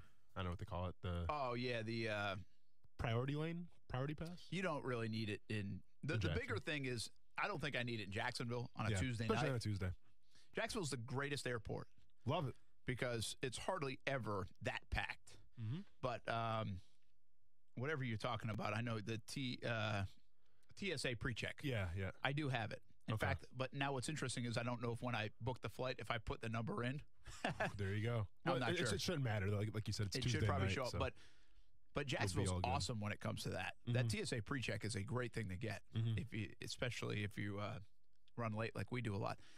But the bigger thing is you got to get there 45 minutes before the flight, or really an hour before the flight. So I'm not worried about getting through security. I'm more worried about getting there in time to get the bags in and some of the equipment in. And I might have to valet park because of that. Especially with traffic too, and obviously the Dames Point Bridge can be a little tricky sometimes as well. Yes, going that way. Over there. Oh yeah, you can be a little bit of a grinder. So be nice, people. And me and Stuart were talking about this. So tomorrow, obviously, you're going to be out of the studio. It's just going to be me in here. How nervous are you that if something goes wrong in Indy and you can't get through, and it's just me doing the show? I hadn't even really thought about it. Well, now you're going to think about it because I brought it up. So I'm not really that nervous. One, because you can handle it. Thanks, and that's really not number one on the list, actually. Let's go back. That might be number 3 or 4. Because Stuart's in the other room, and he said he'll come in if that happens. Yeah. That's not number 1 on the list anyway. Because I think positively. We've already done so many shows from the road. Yep. I don't think it's not going to work. See? So I think it's going to work. I'm more of a realist, but okay. I think it's going to work. We've done a lot of shows from the road. It seemingly has worked, knock on wood. Yep. And there's also a couple of different ways I can get back here, not like physically, but through like an app. I could always call in. Yeah. Also Skype. So we have a bunch of backup plans just in case. I'm just kidding, though. So in other words, we don't trust you. Okay, yeah. That's what it sounds like. So much for Wrestling Wednesdays on ESPN 690. Dang. We're going to see if Kuz can keep control of you back here. Well, that's not going to happen. Here's the thing. I'll do whatever I want. I can mute your mic. I can turn it off. And I can make you turn it back on, so great. Awesome. Can't wait to see you do that. Just be opening that door and a couple minutes later. Yep. That it happens. But anyway, you're going to get a chance to do it for the next, from 5:30 to 6 o'clock. So just in case, that's Here a little go. warm-up. Yeah. and then my level of anxiety might rise as I'm listening. Yeah. On the way to the airport. Maybe you end up calling in just to make sure everything's good. You got this. It's no problem. I'm not too worried about it. Ballin' and Fallin', let's do it. What you got? Ballin' and Fallin'. Well, let me bring it up quick because my computer, as you can see, hasn't been cooperating, so I've been using my laptop. All right, Ballin'. ESPN actually just purchased the PFL. Did you see this today? Probably not, huh? No, I didn't. Yeah, it's MMA news, so I don't expect you to see it. But it's not like you're going to be cornering me in the fight coming up pretty soon. They just recently bought a boxing? That's what I'm saying. Yeah, so, I mean, they've had boxing for almost a year now. Okay. But they just bought the UFC, obviously, and now they also bought another organization, the PFL, the Professional Fight League. Huh. So this is balling for the fact that, so people that follow MMA and whatnot, the PFL, the Professional Fight League, used to be known as the World Series of Fighting. What makes this league stand out from any other league is the fact that they have a regular season, a playoffs, and then a championship. So the way that it works is that each weight class has about 8 or 10 fighters per division. And depending on how fast they win, how they win, if they lose or whatever, then you get those points during the regular season. So then they take like the top 6 guys from like the regular season that have the most points, from wins, from subs, some KOs, whatever, and then they put them in the playoffs. And then there it's head-to-head, and then from the playoffs they go to the championship. So it's kind of an interesting setup. Last year, each winner of their division and the championship each got $1 million, which is pretty cool. They did it on New Year's, so it was a big promotional thing. But it's interesting for the fact that ESPN is also buying now the Professional Fight League because they just bought the UFC. So It makes me wonder if the UFC is really just going to sell to ESPN and ESPN is going to make it one giant MMA kind of brand, or what the deal is. Because from a fan and from a fighter, me personally, it doesn't make much sense because now you're kind of saturating your product because you have the UFC and you have the PFL. So I'm curious to see what's going to happen with the UFC and PFL. It's good for ESPN, obviously. They're starting to really stake claim in the MMA world. So something you want to keep an eye on. But from a balling perspective, obviously it's good for ESPN because they obviously have a lot of money to do this. Yes, they do. From balling for me, I think you go a bunch of different ways. Nolan Arenado gets that big deal from the Colorado Rockies, and it seemed like it was a good negotiation. Everything went well. I think Arenado and Paul Goldschmidt are two of the most underrated players in Major League Baseball, but that's not going to be my balling. I did want to get it in, but that's not going to be my ball. My balling instead, how about Dirk Nowitzki? And really Doc Rivers. Nowitzki, as I said at the top of the show, errantly, not overrated, but I think he might be the most underrated player of all time. And I think he gets left out of conversations when people talk about who's the best player, who's the top player. I think he's now 7th on the all-time scoring list. He sure is, Brent, because he was in my stay in your lane, actually, and you took that from me. So, oh, let's do it. Go ahead. Let's couple this thing up. Stay in your lane, cruise control. Yeah, so actually... See, we don't manufacture this. No, we don't talk about it. And we this don't usually jump on each other on these. No, but I was so upset because it was important to me. So for those of you that were watching the game last night, you saw the highlights. Dirk was playing at the Staples Center for one last time against the Clippers. Doc Rivers, with 10 seconds left, the Clippers up 121-112, called timeout. And at first, the announcers and even the crowd was kind of like, what is Doc Rivers doing? Well, he made it a habit to go to the scorer's desk, grab the microphone and say, just say a couple of kind words with Dirk Nowitzki and actually encourage the Clipper fans to stand up and give him a standing ovation since it was his last time at the Staples Center. So a really cool moment. Like you said, Brent, he's going to be 7th all-time on the scoring list, won the MVP back in 2007, Finals MVP in 2011. I didn't see it live. I saw the highlight, and I actually got chills. I got goosebumps from this because it's Dirk Nowitzki. It's not a guy that, and maybe it's because he can't really, he can speak English pretty well now, but coming to the league obviously wasn't probably the best at speaking English, so never really stood out for his interviews, never really stood out for his talk on social media and whatnot, but was one of the NBA good guys. So for Doc Rivers to realize that, just to realize just how great Dirk was and to give him his moment, I thought that was pretty cool. Yeah, so a little stay in your lane combined with ballin', but seriously, stay on that for a moment. Underrated basketball players, NBA history. How close is he to the top? I would think he's got to be very close to the top. I think a lot of guys from yesteryear get lost. I think people forget sometimes Oscar Robertson's name. I think a guy that I love and who lives in town now, Sam Jones. He's a top 50 NBA player. There are a lot of people, I think, that don't even know Sam Jones and know his game and all the titles he won and how good he was. And I have to look at tape or hear stories or read up on him to know. And I'm a little biased now because he's an awesome guy, and I love being around him. But he played on those Bill Russell teams. So everybody, of course, talks about Bill Russell, but not some of the other players that were on those Celtics teams. I'm sure there's just a boatload of people we could list. But I think when you start looking at guys that changed the game for big men, 7th all-time in scoring, the European length of his career. I was going to say Europeans for sure, or foreigners in general. And European, I don't know of another guy you could list. I think it's a great argument to say underrated because, again, when we do lists, all right, or if we go say, hey, pick the top scorers, Nowitzki's a name you're going to leave out. You're going to forget about it.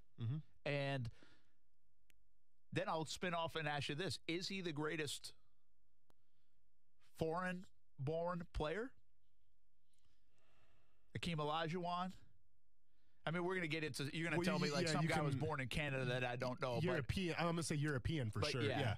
As far as foreign, it's up for debate, I think. But as far as European, I think he's the greatest European player of all time. I know I'm going to miss a lot here because I just thought of this as we're having the conversation. But Akeem Olajuwon comes to mind. Yeah. Right. But he wasn't European though. No. I'm just saying foreign. Oh, I got you. Foreign Okay. players. Okay. Tony Parker, Manu Ginobili. Heck, the Spurs were full of them. Most of the Spurs, yeah. Tim Duncan's from the Virgin Islands, right? Well, but see, there's probably some of those out there. That's what I'm going to say European. But Tim Duncan feels very American. No, I hear you. Yeah. I understand. Steve Nash, right? Mm-hmm. Canadian born. Canadian.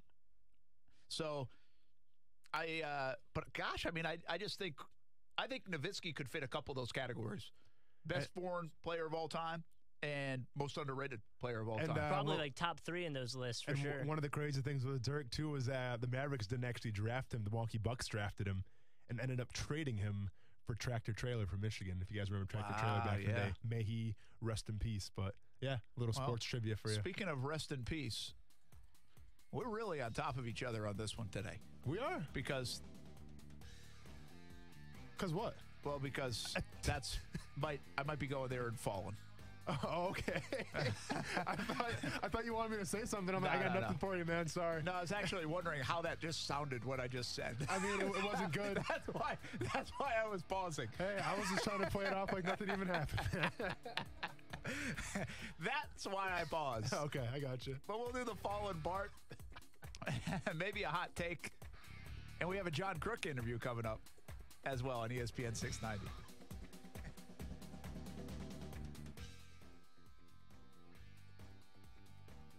Nine seconds left in the game, and play has stopped. Let's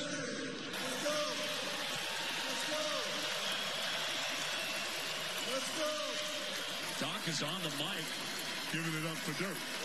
Wow. I've never seen this before. The greatest of all time. Dirk Nowitzki. Wow. Action Sports Jax with Brent Martineau on ESPN 690 is brought to you by Best Bet Jacksonville and Orange Park. It's time for some straight talk. Picture this. Your favorite team is playing. You're streaming the game. 10 seconds left. Your team shoots. Oops, your data runs out. Look, don't let that happen. Switch to Straight Talk Wireless and get 25 gigs of high-speed data, all on America's largest and most dependable 4G LTE networks. Join Team Straight Talk and get unlimited talk and text plus 25 gigs of high-speed data for just $45 a month. Straight Talk Wireless, everything for less, only at Walmart. First 25 gigs at high speed, then 2G. See terms at straighttalk.com. 100 years of hard work can take you far. And no one knows that better than Goodyear. In 1918, we started the Akron Wingfoots basketball team, laced up and took to the court. And we've been outperforming the rest ever since. Goodyear proudly celebrates our 100th anniversary in basketball and our relentless dedication to being unstoppable. Goodyear, more driven.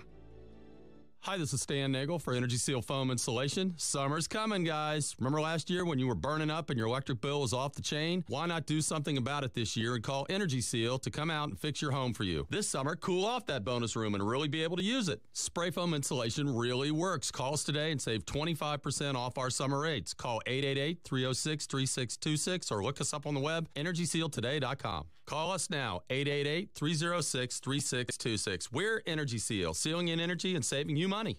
The Medical Group Management Association of Northeast Florida is proud to join forces with the Duval County Medical Society to host its first annual symposium on April 18th. Aimed at helping physicians and practice managers to smoothly operate their practice day to day, topics include healthcare trends impacting your practice, stress management and communication, and empathy in the workplace. To register, go to nfmgma.com.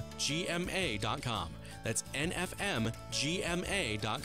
All attendees must be employed by a medical group or practice. March is right around the corner, and that means the Players' Championship will be here before you know it. We have your chance to win tickets to the newest venue at the Players, the Captains Club, which includes beer, wine, and soda. To enter, go to our contest page at ESPN690.com. This is Action Sports Jax with Brent Martineau on ESPN 690 and ESPN690.com. Hey, welcome back here, Action Sports Jax on ESPN 690. 5:15 here on a Tuesday afternoon. Hope you're doing well, Jacksonville and beyond. I know people listen all over the place. I said to my mom, yeah, Mom, we got people listening in Australia. Aussie Jag, I think, checks it out from time to time. We got people listening in England. Mm-hmm. Some Jags fans, of course.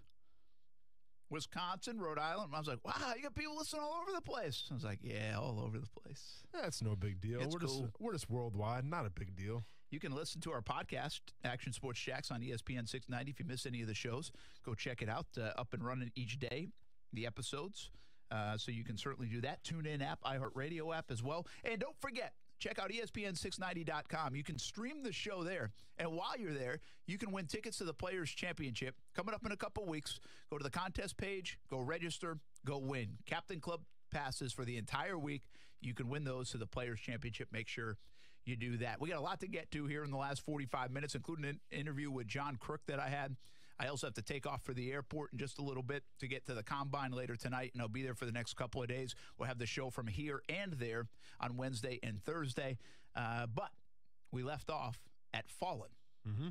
And did you see the Fallen? You mentioned Tractor Trailer, who, yeah, and you said, hey, rest in peace. You said rest in peace. He's passed away recently. Well, I saw something on Awful Announcing. Mm-hmm. That's a social media handle, and they obviously identify things that aren't done very well in the broadcast business. Yep. And I think it was the Clippers broadcast team who were talking about or referencing Tractor Trailer like he was still alive.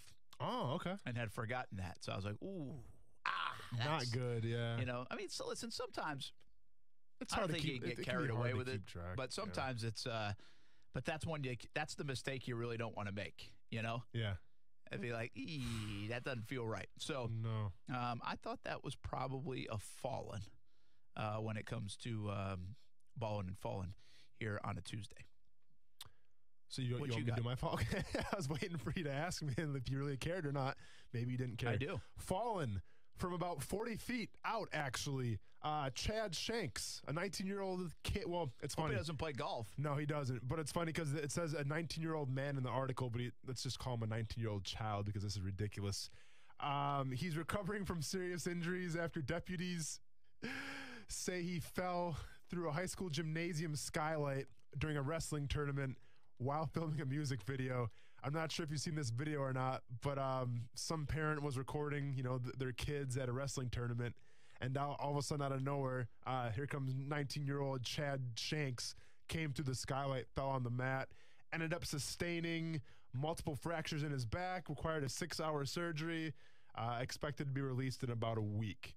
But falling, Chad Shanks, hey, it better be a pretty sweet rap video or whatever, because pain for pleasure, I guess, man. That's what artists have to go through sometimes. Oh, but not good. Not good at all. You gotta be careful, man. You need stuntmen. I mean, I don't know. Just maybe stay off the roof and don't go through the sky. Like, don't hop on the skylight. It's glass. Would be what I would tell a 19-year-old. But hey, yeah, good luck telling a 19-year-old some of that stuff. Live and you learn, especially a 19-year-old filming rap We also video. have mixed the two together, balling and falling and stay in your lane. Yeah. So let's finish it up. You already did cruise control because I had balling as this. You had cruise control as this. That was the Dirk Nowitzki stuff. Yeah. Where, what about pump the brakes on stay in your lane? Pumping the brakes, going to veteran NHL center. Michael Granlund celebrated the birth of his child and all of a sudden got a phone call when something like this. Ring, ring, hello. Michael, how you doing? Hey, I'm actually having a baby right now. Can I call you back? Unfortunately, you can't. This is the Nashville Predators. We understand that you play for the Minnesota Wild, but we're actually getting traded. So we're going to need you to pack up right now and move the family to Nashville because you're getting traded. Congratulations on the baby, but sorry, business first. So literally, as his wife was in labor delivering their baby, this guy got a phone call from another team saying that he was traded and whatnot. And obviously kind of an awkward situation because literally just had a baby and now he's got to pack up and leave to Nashville, which isn't a bad city to live in, but. How about that? Yeah. So here's what I wanted to see. So Minnesota to Nashville? Yeah. Well, he jumped up to first place in the standings. Good call. There you go. At least there's that. Yep, He went from at least there's that. 2, 4, 5, fifth in the standings to first place. Yep. So at least there's that for him. He's got that going for him. This is honestly the first time I've looked at the NHL standings. Yeah. This year. Yeah. You don't need to Which look I'm at. probably telling you something that I mean, I probably should do more often. Yeah. But just don't tell me how the Wings are doing. I already know. It's not a good look. So how did you grow up a Wings fan? So front runner? Yeah, so long story short, we didn't have cable TV back in the day, so we only had a few channels. Well, when there was like the NHL on Fox on Saturdays, it was either the Blackhawks or the Red Wings. Well, when I was a kid, it was all about the Wings in the early 90s and whatnot, especially the Wings Avalanche. I grew up in that series and everything, so I fell in love with the Wings just because I distinctly remember Chris Osgood going after Patrick Waugh, which was one of my favorite memories of all time. So those are some great series. So yeah, I grew up a Wings fan just because that was the only team I could actually watch on TV. All right, well, they're 7th place in the East right now. Yeah. How about the Tampa Bay? This is why I brought this up, looking at the standings. The Tampa Bay Lightning have won 9 in a row. They have 100 points. The Bruins are in second. They have 81 points. Yeah, Tampa Bay's had and the other leader in the Nashville has 79 points. Like the best in the West would be 4th place in the East. Stamkos Man Company. Yeah, so Tampa Bay Lightning in the past, 4 or 5 years have had some pretty solid teams. A lot can be attributed to actually Steve Yzerman, the former Wings captain that actually took over for a GM for a while. From what I know now, actually, he's not with Tampa Bay anymore, and there's rumors of what's happening. People are saying he's going to go back to Detroit. I don't think so. I think he's actually going to go to Seattle because they have a franchise team coming up, but he's going to take over that whole operation there. So look at you. Be on the lookout for Steve Yzerman. Well, dude, it's Steve Yzerman, man. He's one of the best Stevie of all Y. time. Yeah. But I got to take Ty over to, and Kaylee if she wants to go, but I know Ty wants to go to a Lightning game. I got to take him over there. I mean, it's an easy trip. They're very good. Yeah. And it's a great atmosphere for a game. I mean, hockey in Florida is unbelievable. I mean, the Florida Panthers to me continue to feel so irrelevant, but the Lightning have been relevant.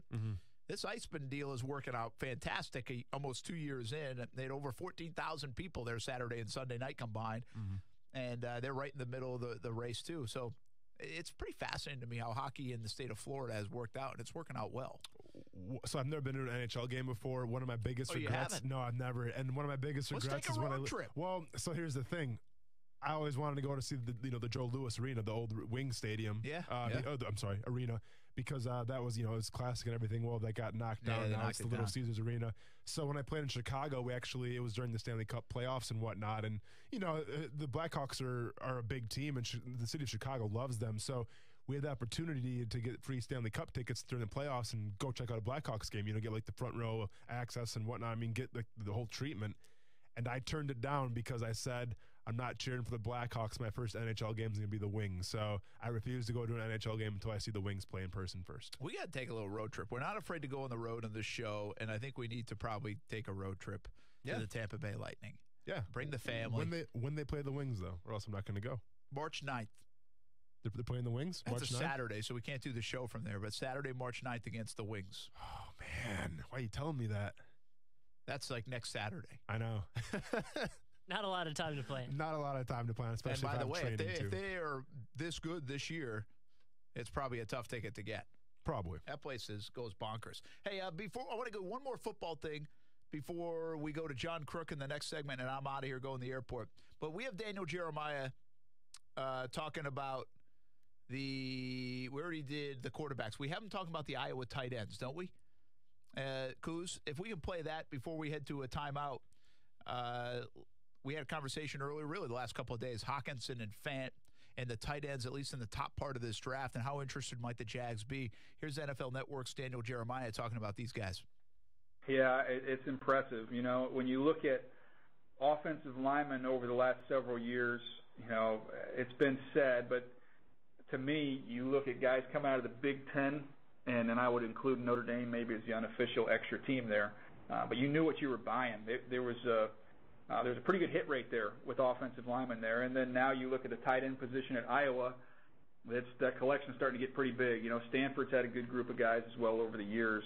But Iowa, you're going to be getting somebody that's been coached hard, that's tough, that can play in line. They're not just flexed out all the time, so they have the ability to put their hand on the ground, and they've had quite a track record. I love Hawkinson.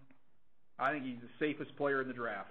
And part of the benefit for him in terms of what I gave him and where I ranked him, I did him the day after watching Rob Gronkowski live in person in the playoff game against the Chargers, and I saw Gronk completely dominate a football game without really having to catch the ball.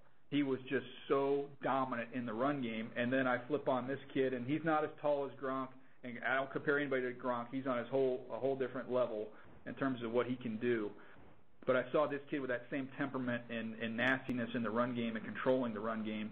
And then on top of that, he does nothing but get open and catch everything they throw to him. So he's going to be a very valuable player with a very high floor as well as a high ceiling for me. And then Fant is more athletic version. He's more explosive.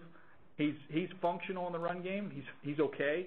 You can get by with him there, no problem. He's not deficient, but he's not the killer that Hockenson is. So that would be the difference there. And I think Hockenson has a little bit more natural hands. With Fant, he's got a little bit of a habit. He's jumping for balls that are on his body. So sometimes that shows you guys have total confidence there in his hands. So that would be a little bit of the difference there. But I think both these guys are first-round picks, day one starters, and big-time impact guys. Safest player in the draft, according to Dano Jeremiah. I'm telling you this. Here's where I'm going. When we get closer and closer, if we figure out that Nick Foles is the quarterback in Jacksonville, I'm telling you right now, that's my 7th pick in the draft. Hockenson. All right, that's fine. Me and Fan will be hanging out in my Fant bandwagon over here, man, and we'll see you guys later. Yeah, we will almost see you later. I got to go to the NFL Combine, but I'll come back and we'll talk to John Kruk before I head there. That's coming up next, a little baseball. What he has to say about Bryce Harper, I thought it was really interesting. What he has to say maybe about collusion in the MLB. What he has to say about Tim Tebow and also analytics. Conversation with John Kruk, the former big leaguer. Hit 300 in his career, by the way. That's coming up next on ESPN 690.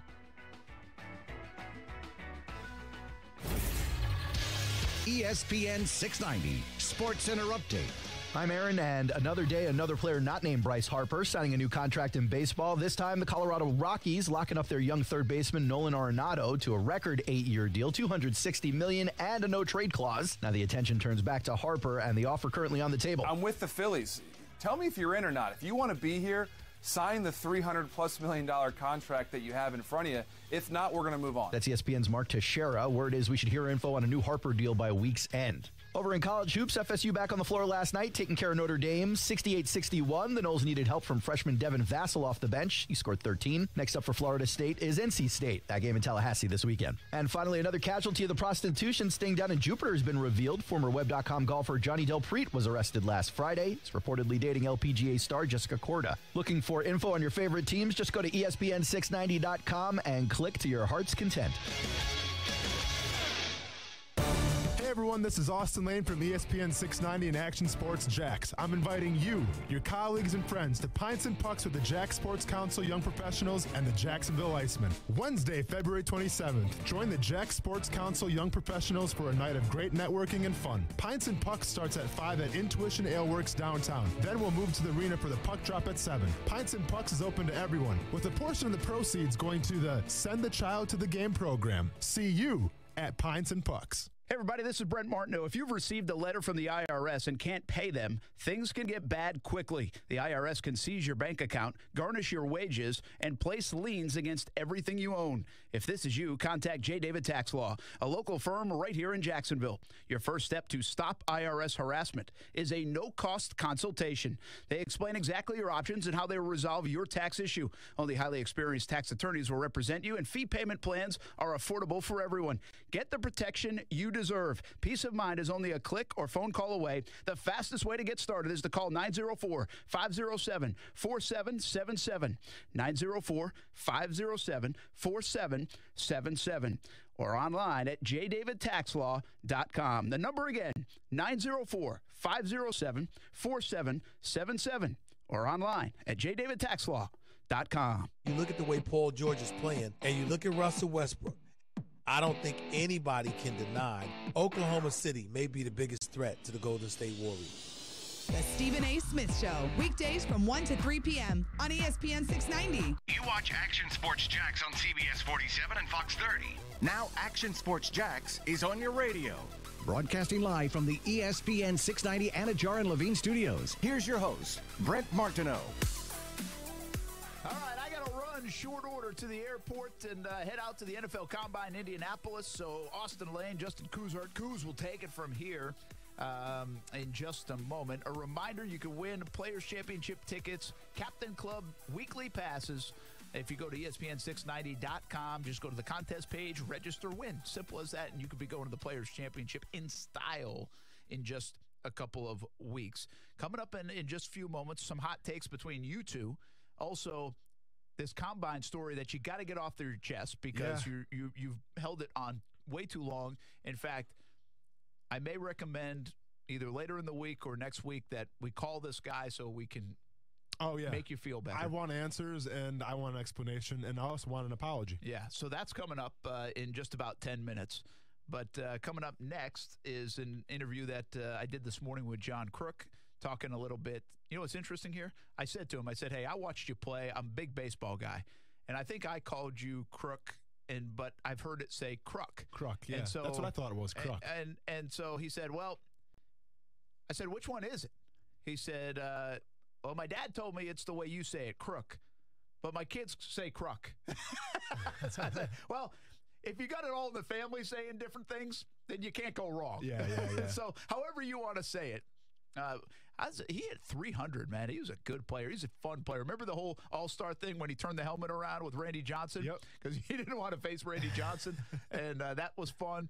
Didn't he do the Jenny Finch thing where he tried to hit off her, I think, in softball?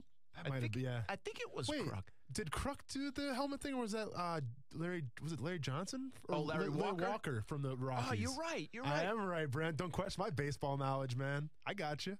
You know what? It was. Wait a minute. Before I get out of here, even if I'm late for my flight. The fact that I'm stumping Brent now in baseball knowledge. Oh, proud day for me. It was Larry Walker. Okay. You know what? You're right. Mm-hmm. You are right. Kruk got brushed back by Johnson and turned to him and did like these heart palpitation things. That's exactly it. That's what it was. Yep. So there was. You're right. Larry Walker was the good next guy up. Who, by the way, played for the Jacksonville Suns, or maybe they were the Expos then. Yeah. But he turned the hat backwards in the All-Star game. Yep, exactly. Good call there. I got you, man. Call there. Yeah, I got you. But Kruk did have an experience. He said something like, you're going to hurt somebody to Randy Johnson. Like, he did not want to face him. Yep. Shows you how hard. Those two hitters, Larry Walker, who was fantastic, Kruk, who was fantastic hitter, did not want to face Randy Johnson. Shows you how hard he was to face as a lefty. Two great hitters and two great personalities at the same time as well. Yeah, so anyway, obviously the Bryce Harper news is still going on. And I thought Kruk had some interesting insight on that when I asked him about it. Asked him a little bit about Tebow analytics, so all about baseball. I'm getting out of here. Taking the rest of the way, Austin Lane and Coos. You guys have a good night. I'll see you from the Combine tomorrow. Until then, my conversation with John Kruk next right now. Yeah, I just did the first spring training game earlier this week for the Phillies, so it has arrived, but it started earlier for us because I coach softball and baseball at the high school where my kids go to school, and we started 3 or 4 weeks ago, so we've been into this thing for a while. That's cool that you're staying in it, coaching, obviously an analyst for the Philadelphia Phillies as well, and you've got one heck of an office here for this one today. I mean, look at that thing. Yeah, I wouldn't mind coming to this office every day, but I think it's an amazing thing what Dix has done, putting in batting cages, because, look, the hardest thing I've ever had to do was try to pick out a bat for both my son and my daughter, and I struggled and failed miserably at that job. It seemed like every time I got them a bat, I don't like this one, this one's too this one's too that. So now, Dix has taken that all out of play for parents. It makes their job so much easier because the kid can actually come in here and hit. In one of these cages at 150 of their stores, they have batting cages like this. You can come hit. It's on a monitor. It'll tell you how fast the ball's coming off the bat. It'll also tell you which bat best fits you. And when the kid starts swinging a bat, and he might swing 5 different bats. So many great bat companies out there, and he might say, well, this is the one I like the best. It might not be the one that all his buddies are using, but if he likes that one the best, guess what? His confidence goes through the roof, and that's what Dix is providing for these young athletes. Well, I think John Kruk could hit with anything. It didn't matter, but you just brought up a fascinating part of baseball today and all the analytics and being able to go to a place like Dix and check it out. It's like the golf game right now, isn't it, where you go get tested for a bat. What do you think about all the analytics? How much would that have helped you? You were a 300 hitter in the big leagues. You were a fantastic hitter. How much would that have helped you? I've had some of these these general managers that are into analytics tell me I would have been an analytics dream because I hit for a high average, I walked a lot, my on-base percentage was really good, and I'm like, I never gave it thought because I never tried to walk. I was a free swinger who just happened to not swing that often to pitches out of the strike zone. So I don't know, maybe I was lucky, who knows, but hey, if they want to pay me like they're paying some of these guys to hit 250 and have a 350 on-base percentage, and I can hit 300 and have a 400 on base, I'll take it. I'm afraid while we're doing this interview, you might get some news about all that money and the guy that the Phillies might try to sign in Bryce Harper. What's your thoughts, of course? I'm sure that's the question of the day for you. Well, I know the Phillies' principal owner, John Middleton, really well. And when John flies out by himself to meet with Bryce and to meet with Scott Boras, he's serious. And I know I played enough golf with John to know how competitive he is. And I think that if he wants Bryce bad enough, he's going to find a way to get him. And, again, of course, that's going to make the Phillies a contender in the NL East if they can get him because of the bat. And that's what the Phillies needed last year. They needed a better offense, and Bryce is going to bring that to them this year. It's amazing to think. If he comes. Yeah, if he comes. Very good point.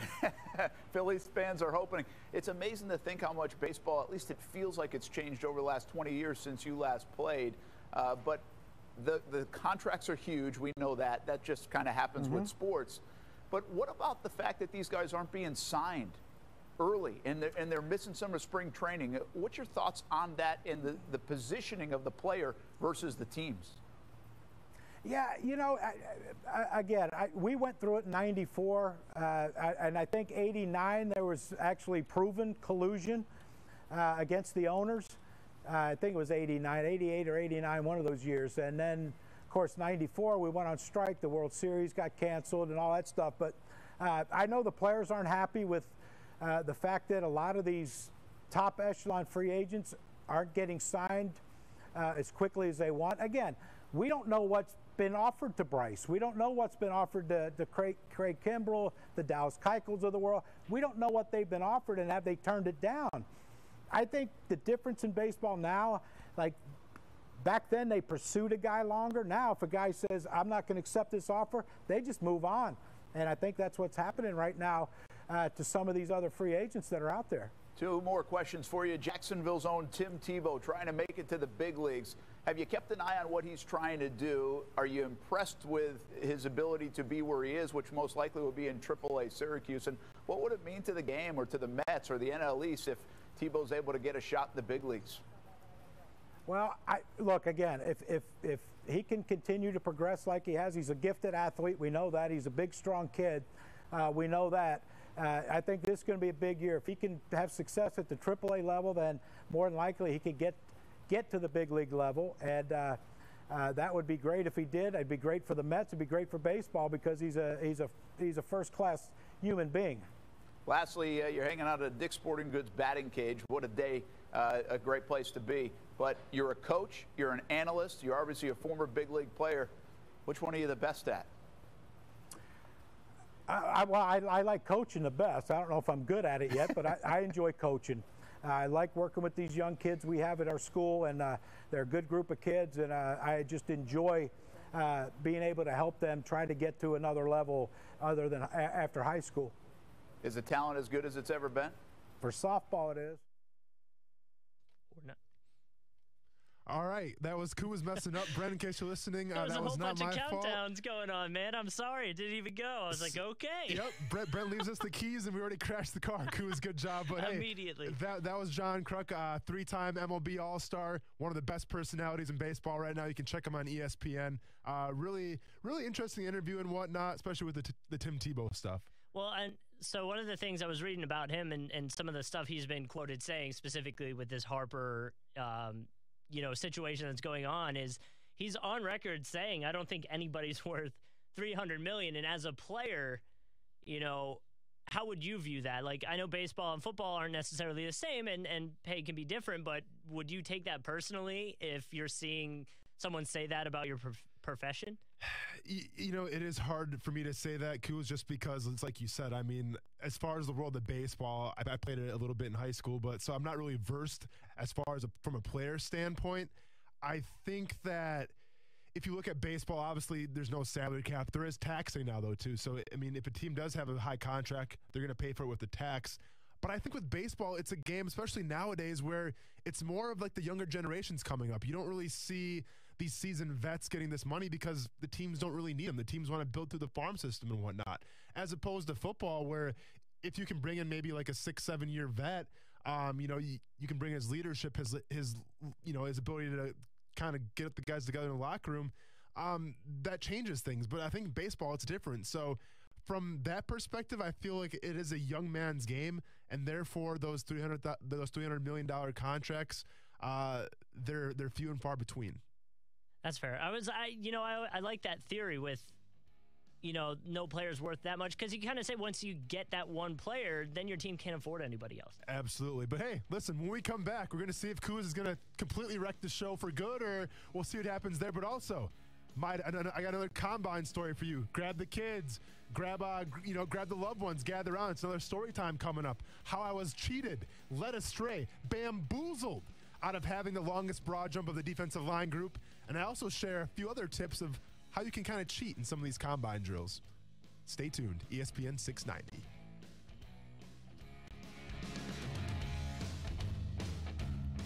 It's Golick and Wingo. Boston was a pit of misery outside of the Celtics for decades in terms of winning. Okay, you had the Celtics and you had everything else that was kind of a big bowl of crap. These sports fans in Boston, they really have no idea how good they have it, and I wonder what it's going to take for them to understand the embarrassment of riches that has come their way. Golick and Wingo, weekday mornings at 6 Eastern on ESPN Radio and ESPN2. Hi, it's Nathan from Gordon Chevy in Orange Park, where our no bull pricing and express sales process will have you out the door in a new Chevy fast. No bull means fast, fair, and transparent. It's what you can always expect at Gordon Chevy. And right now, take up to $10,000 off the 19 new body-style Silverado crew cabs and up to $12,000 off the 19 previous body Silverados. Only at the money-saving end of Blanding and online at GordonChevy.com. Chevy, find new roads. Hello, it's me, the designer jeans in your closet, the back of your closet. What am I doing here? Would you keep caviar in the back of your fridge with the ketchup and old milk? Yeah, I don't think so. So what happened to us? I mean, have you seen my label? I used to summer in the Hamptons, and now I'm stuck behind a pair of sweats. Sure, I never really fit you quite right, and one of my pockets is so small you can't even squeeze your hand into it. But it's all about the look. And I look good. I need to get back out on the scene so I can be seen. You know, going to fancy parties, getting expensive iced coffees, Sunday fun days, okay? So take me to Goodwill, where I can really make a difference. Your donations to Goodwill create new jobs, training programs, and education assistance for people in your community. To find your nearest donation center, go to goodwill.org. Donate stuff. Create jobs. A message from Goodwill and the Ad Council. It only takes a minute to find out if you may have prediabetes, and you can do it at doihaveprediabetes.org. But you're probably not going to. Nope. I'm sure you've got a perfectly good excuse. Kids, work. I get it. You're busy. So what better time than now? Let's begin. Raise one finger if you're a man. Ladies, none yet. Oh, count in your head if you're driving. Now, 3 more fingers for everyone over 60, 2 over 50, 1 over 40, 1 more if you're not physically active, another finger if anyone in your family has type 2 diabetes, another if you've got high blood pressure. If you're overweight, raise another finger, 2 if you're very overweight, and 3 if you're really overweight. You've just taken the world's first audio prediabetes test. And if you're holding up 5 or more fingers, visit doihaveprediabetes.org or talk to your doctor. There's no excuse, because prediabetes can be reversed. Brought to you by the Ad Council and its pre-diabetes awareness partners. Like, your lack of retention is a breathtaking thing that should be among the 7 wonders of the world. I couldn't see the uniform through Devon's smoke. The Dan Le Batard Show with Stu Gatz. Weekdays from 10 a.m. to 1 p.m. on ESPN 690. Hey, it's Mike Golick from Golick and Wingo. You're listening to Action Sports Jax with our friend Brent Martineau on ESPN 690. Hey, thanks, Mike. Not Brent Martineau, though. It's Austin Lane. Thanks for complimenting me as well. Maybe on the next go-around, now that I'm actually an official member of the radio squad, I can get a nice shout-out as well. Hey, just want to throw it out there, too. John Kruk actually not with ESPN anymore. I misspoke that last segment, but he's still entertaining regardless of where he's at. So I definitely recommend either read some of his articles or check him out on TV. The guy's one of the best personalities in baseball right now. So, and hopefully we can have a nice, smooth transition for this last segment, and Kuz won't mess anything else up. Oh, I got you, man. We're right here for it. We shall see. So, hey, I teased another combine story, and I'm not going to be like Brent Martineau and, make you guys wait 3-4 segments. I'm going to deliver it right now for you guys. And this is kind of a funny thing, too, because this story actually didn't even cross my mind until we were talking about the 40-yard dash, the broad jumps and the shuttle runs. And, this one involves the broad jump. And the broad jump is always an event dating back to, my high school combine days I took pride in because it was definitely my best event. When I went to, the Wisconsin Badger camp or whatever, I actually had the highest of the camp. And actually, the coaches told me I had the third highest of the whole Badger team. And this was my sophomore year of high school. So the broad jump was always kind of my thing. So going into the combine, I was expecting to jump really well. My goal was 10.3. And 10.3 obviously would have put me, and I don't know if you could take a lot of stock when it comes to drafts and people want to say, oh, he's got a good 40. Well, a good broad jump doesn't really correlate to a lot of football things, but what teams do love in the broad jump is the fact that it shows you have explosiveness. So what's an average broad jump? For somebody that would be combine average, I guess. Sure. I mean, from a defensive line perspective, if you're the 9.5s, maybe I think that's okay. So, like I said, I want to get 10.3. So I was feeling good, kind of tired, obviously. I mean, like I said before, the combine is set up for you to fail more than succeed. So if I could get over 10, that's all I wanted. My first jump was 9.10, I think, which was okay, nothing special. Ended up getting, I think, 9.11 was my highest, and that was fine. I mean, it was still a thing where I did it, and all the guys in my defensive line group were like, whoa, this kid's legit. And it ended up being the highest one. Well, then enter a player from Utah, a linebacker / defensive end. He was a tweener named Koy Misi. He went second round to the Miami Dolphins. I forgot what pick, but second round pick. I think he played 4 or 5 seasons for them. I'm not sure if he's still playing. I don't think he is. But enter Koy Misi, and this is a guy too, listen, so the way the combine works is they go by your last name, so L and then M. So we were right next to each other the whole time. So I jumped first, and then Koy would jump, and obviously I jumped farther than him the first time. Well, the second time comes around, and I end up jumping my 9.10 or whatever, highest of the day. I think I'm going to beat Koy because Koy jumped a 9.8, so I'm like, all right, sweet. At least I have the highest at something at the combine. Well, all of a sudden, Koy goes, and then keep in mind, there's it's like a scout running this drill. It's not a coach or anything. It's this young scout he looked like he was our age, if not younger. Looked like Kuz, basically. So we have Kuz running this broad jump. And what could go wrong? And Koy goes, what did lane jump last? And the guy goes, 9.10.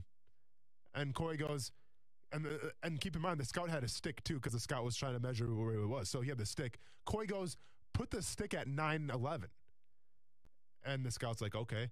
And I'm like, whoa, wait a minute. And I go, time out. But and we're still going to have this on TV. Because I'm like, time out. You can't do that. And the scout's like, oh, that's cool. So they put the stick of where I jumped at. So Koy had a measurement of where he had to be. He had a goal. He could see it. He had the goal. He could see it. So what does he do? He sees the measurement, jumps over it, and boom, Koy Misi. He had the best broad jump of the day. I think he got 10.1. And I ended up getting the second best with, 9.11 or whatever, 9.10.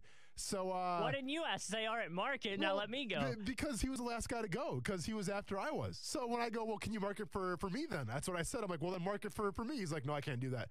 I'm like, oh, okay. So I was always kind of bitter at that because, obviously the broad jump was my thing, and the broad jump was something I wanted to do well in. And I did well in it, not as good as I wanted to do.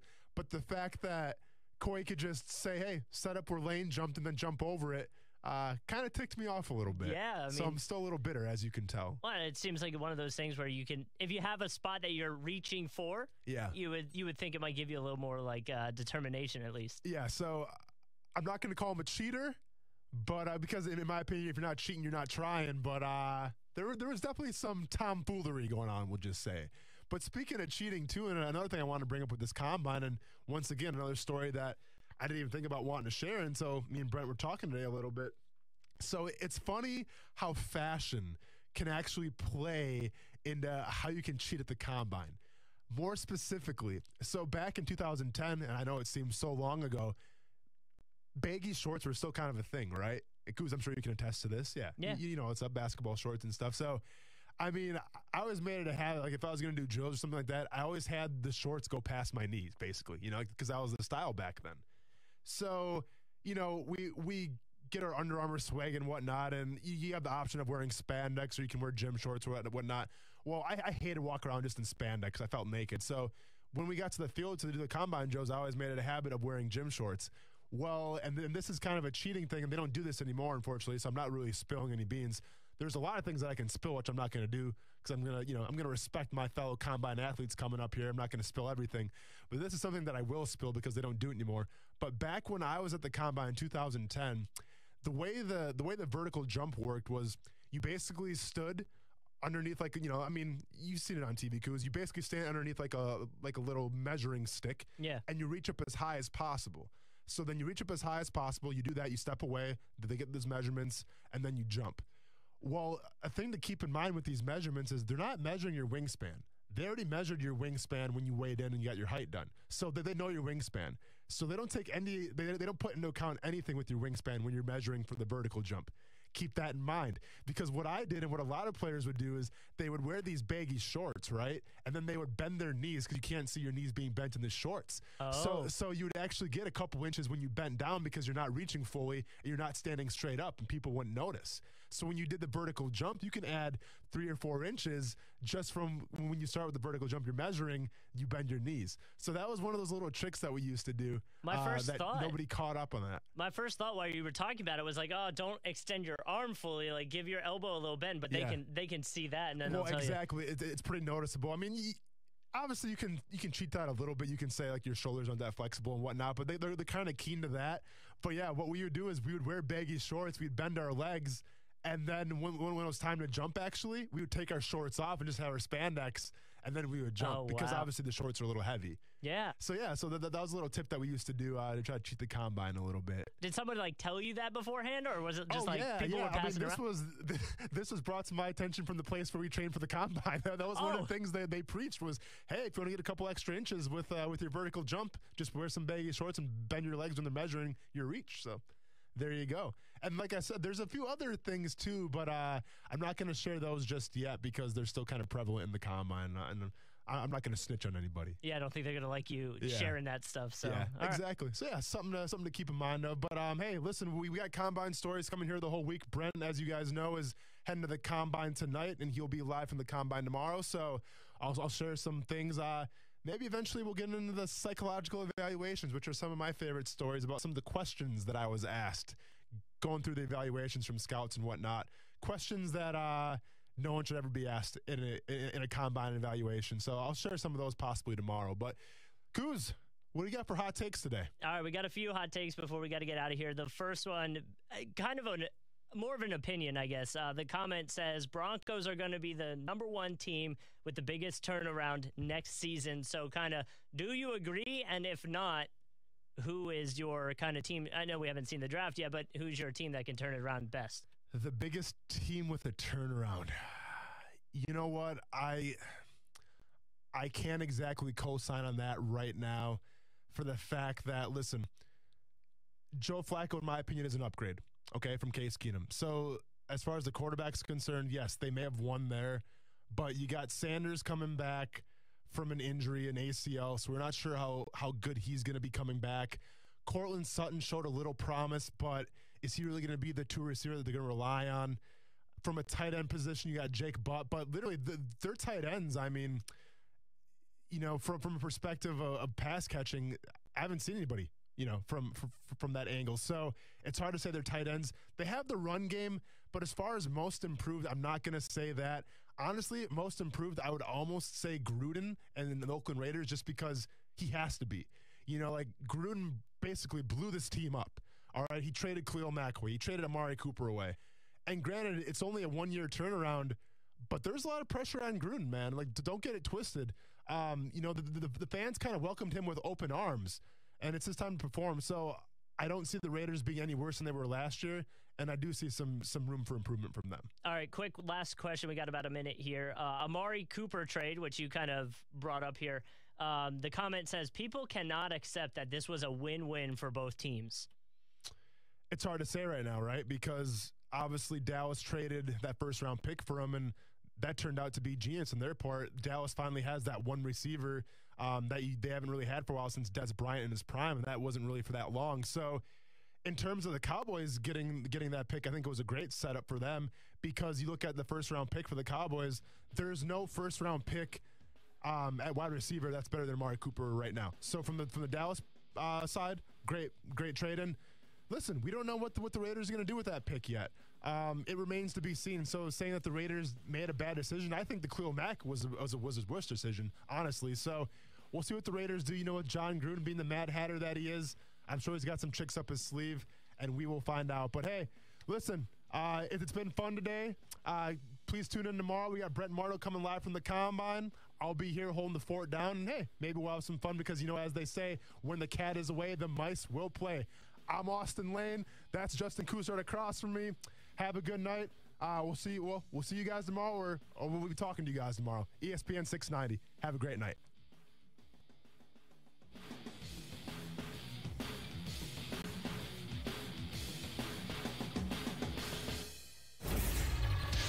ESPN 690 Sports Center Update. I'm Aaron, and another day, another player not named Bryce Harper signing a new contract in baseball. This time, the Colorado Rockies locking up their young third baseman Nolan Arenado to a record 8-year deal, $260 million, and a no-trade clause. Now the attention turns back to Harper and the offer currently on the table. I'm with the Phillies.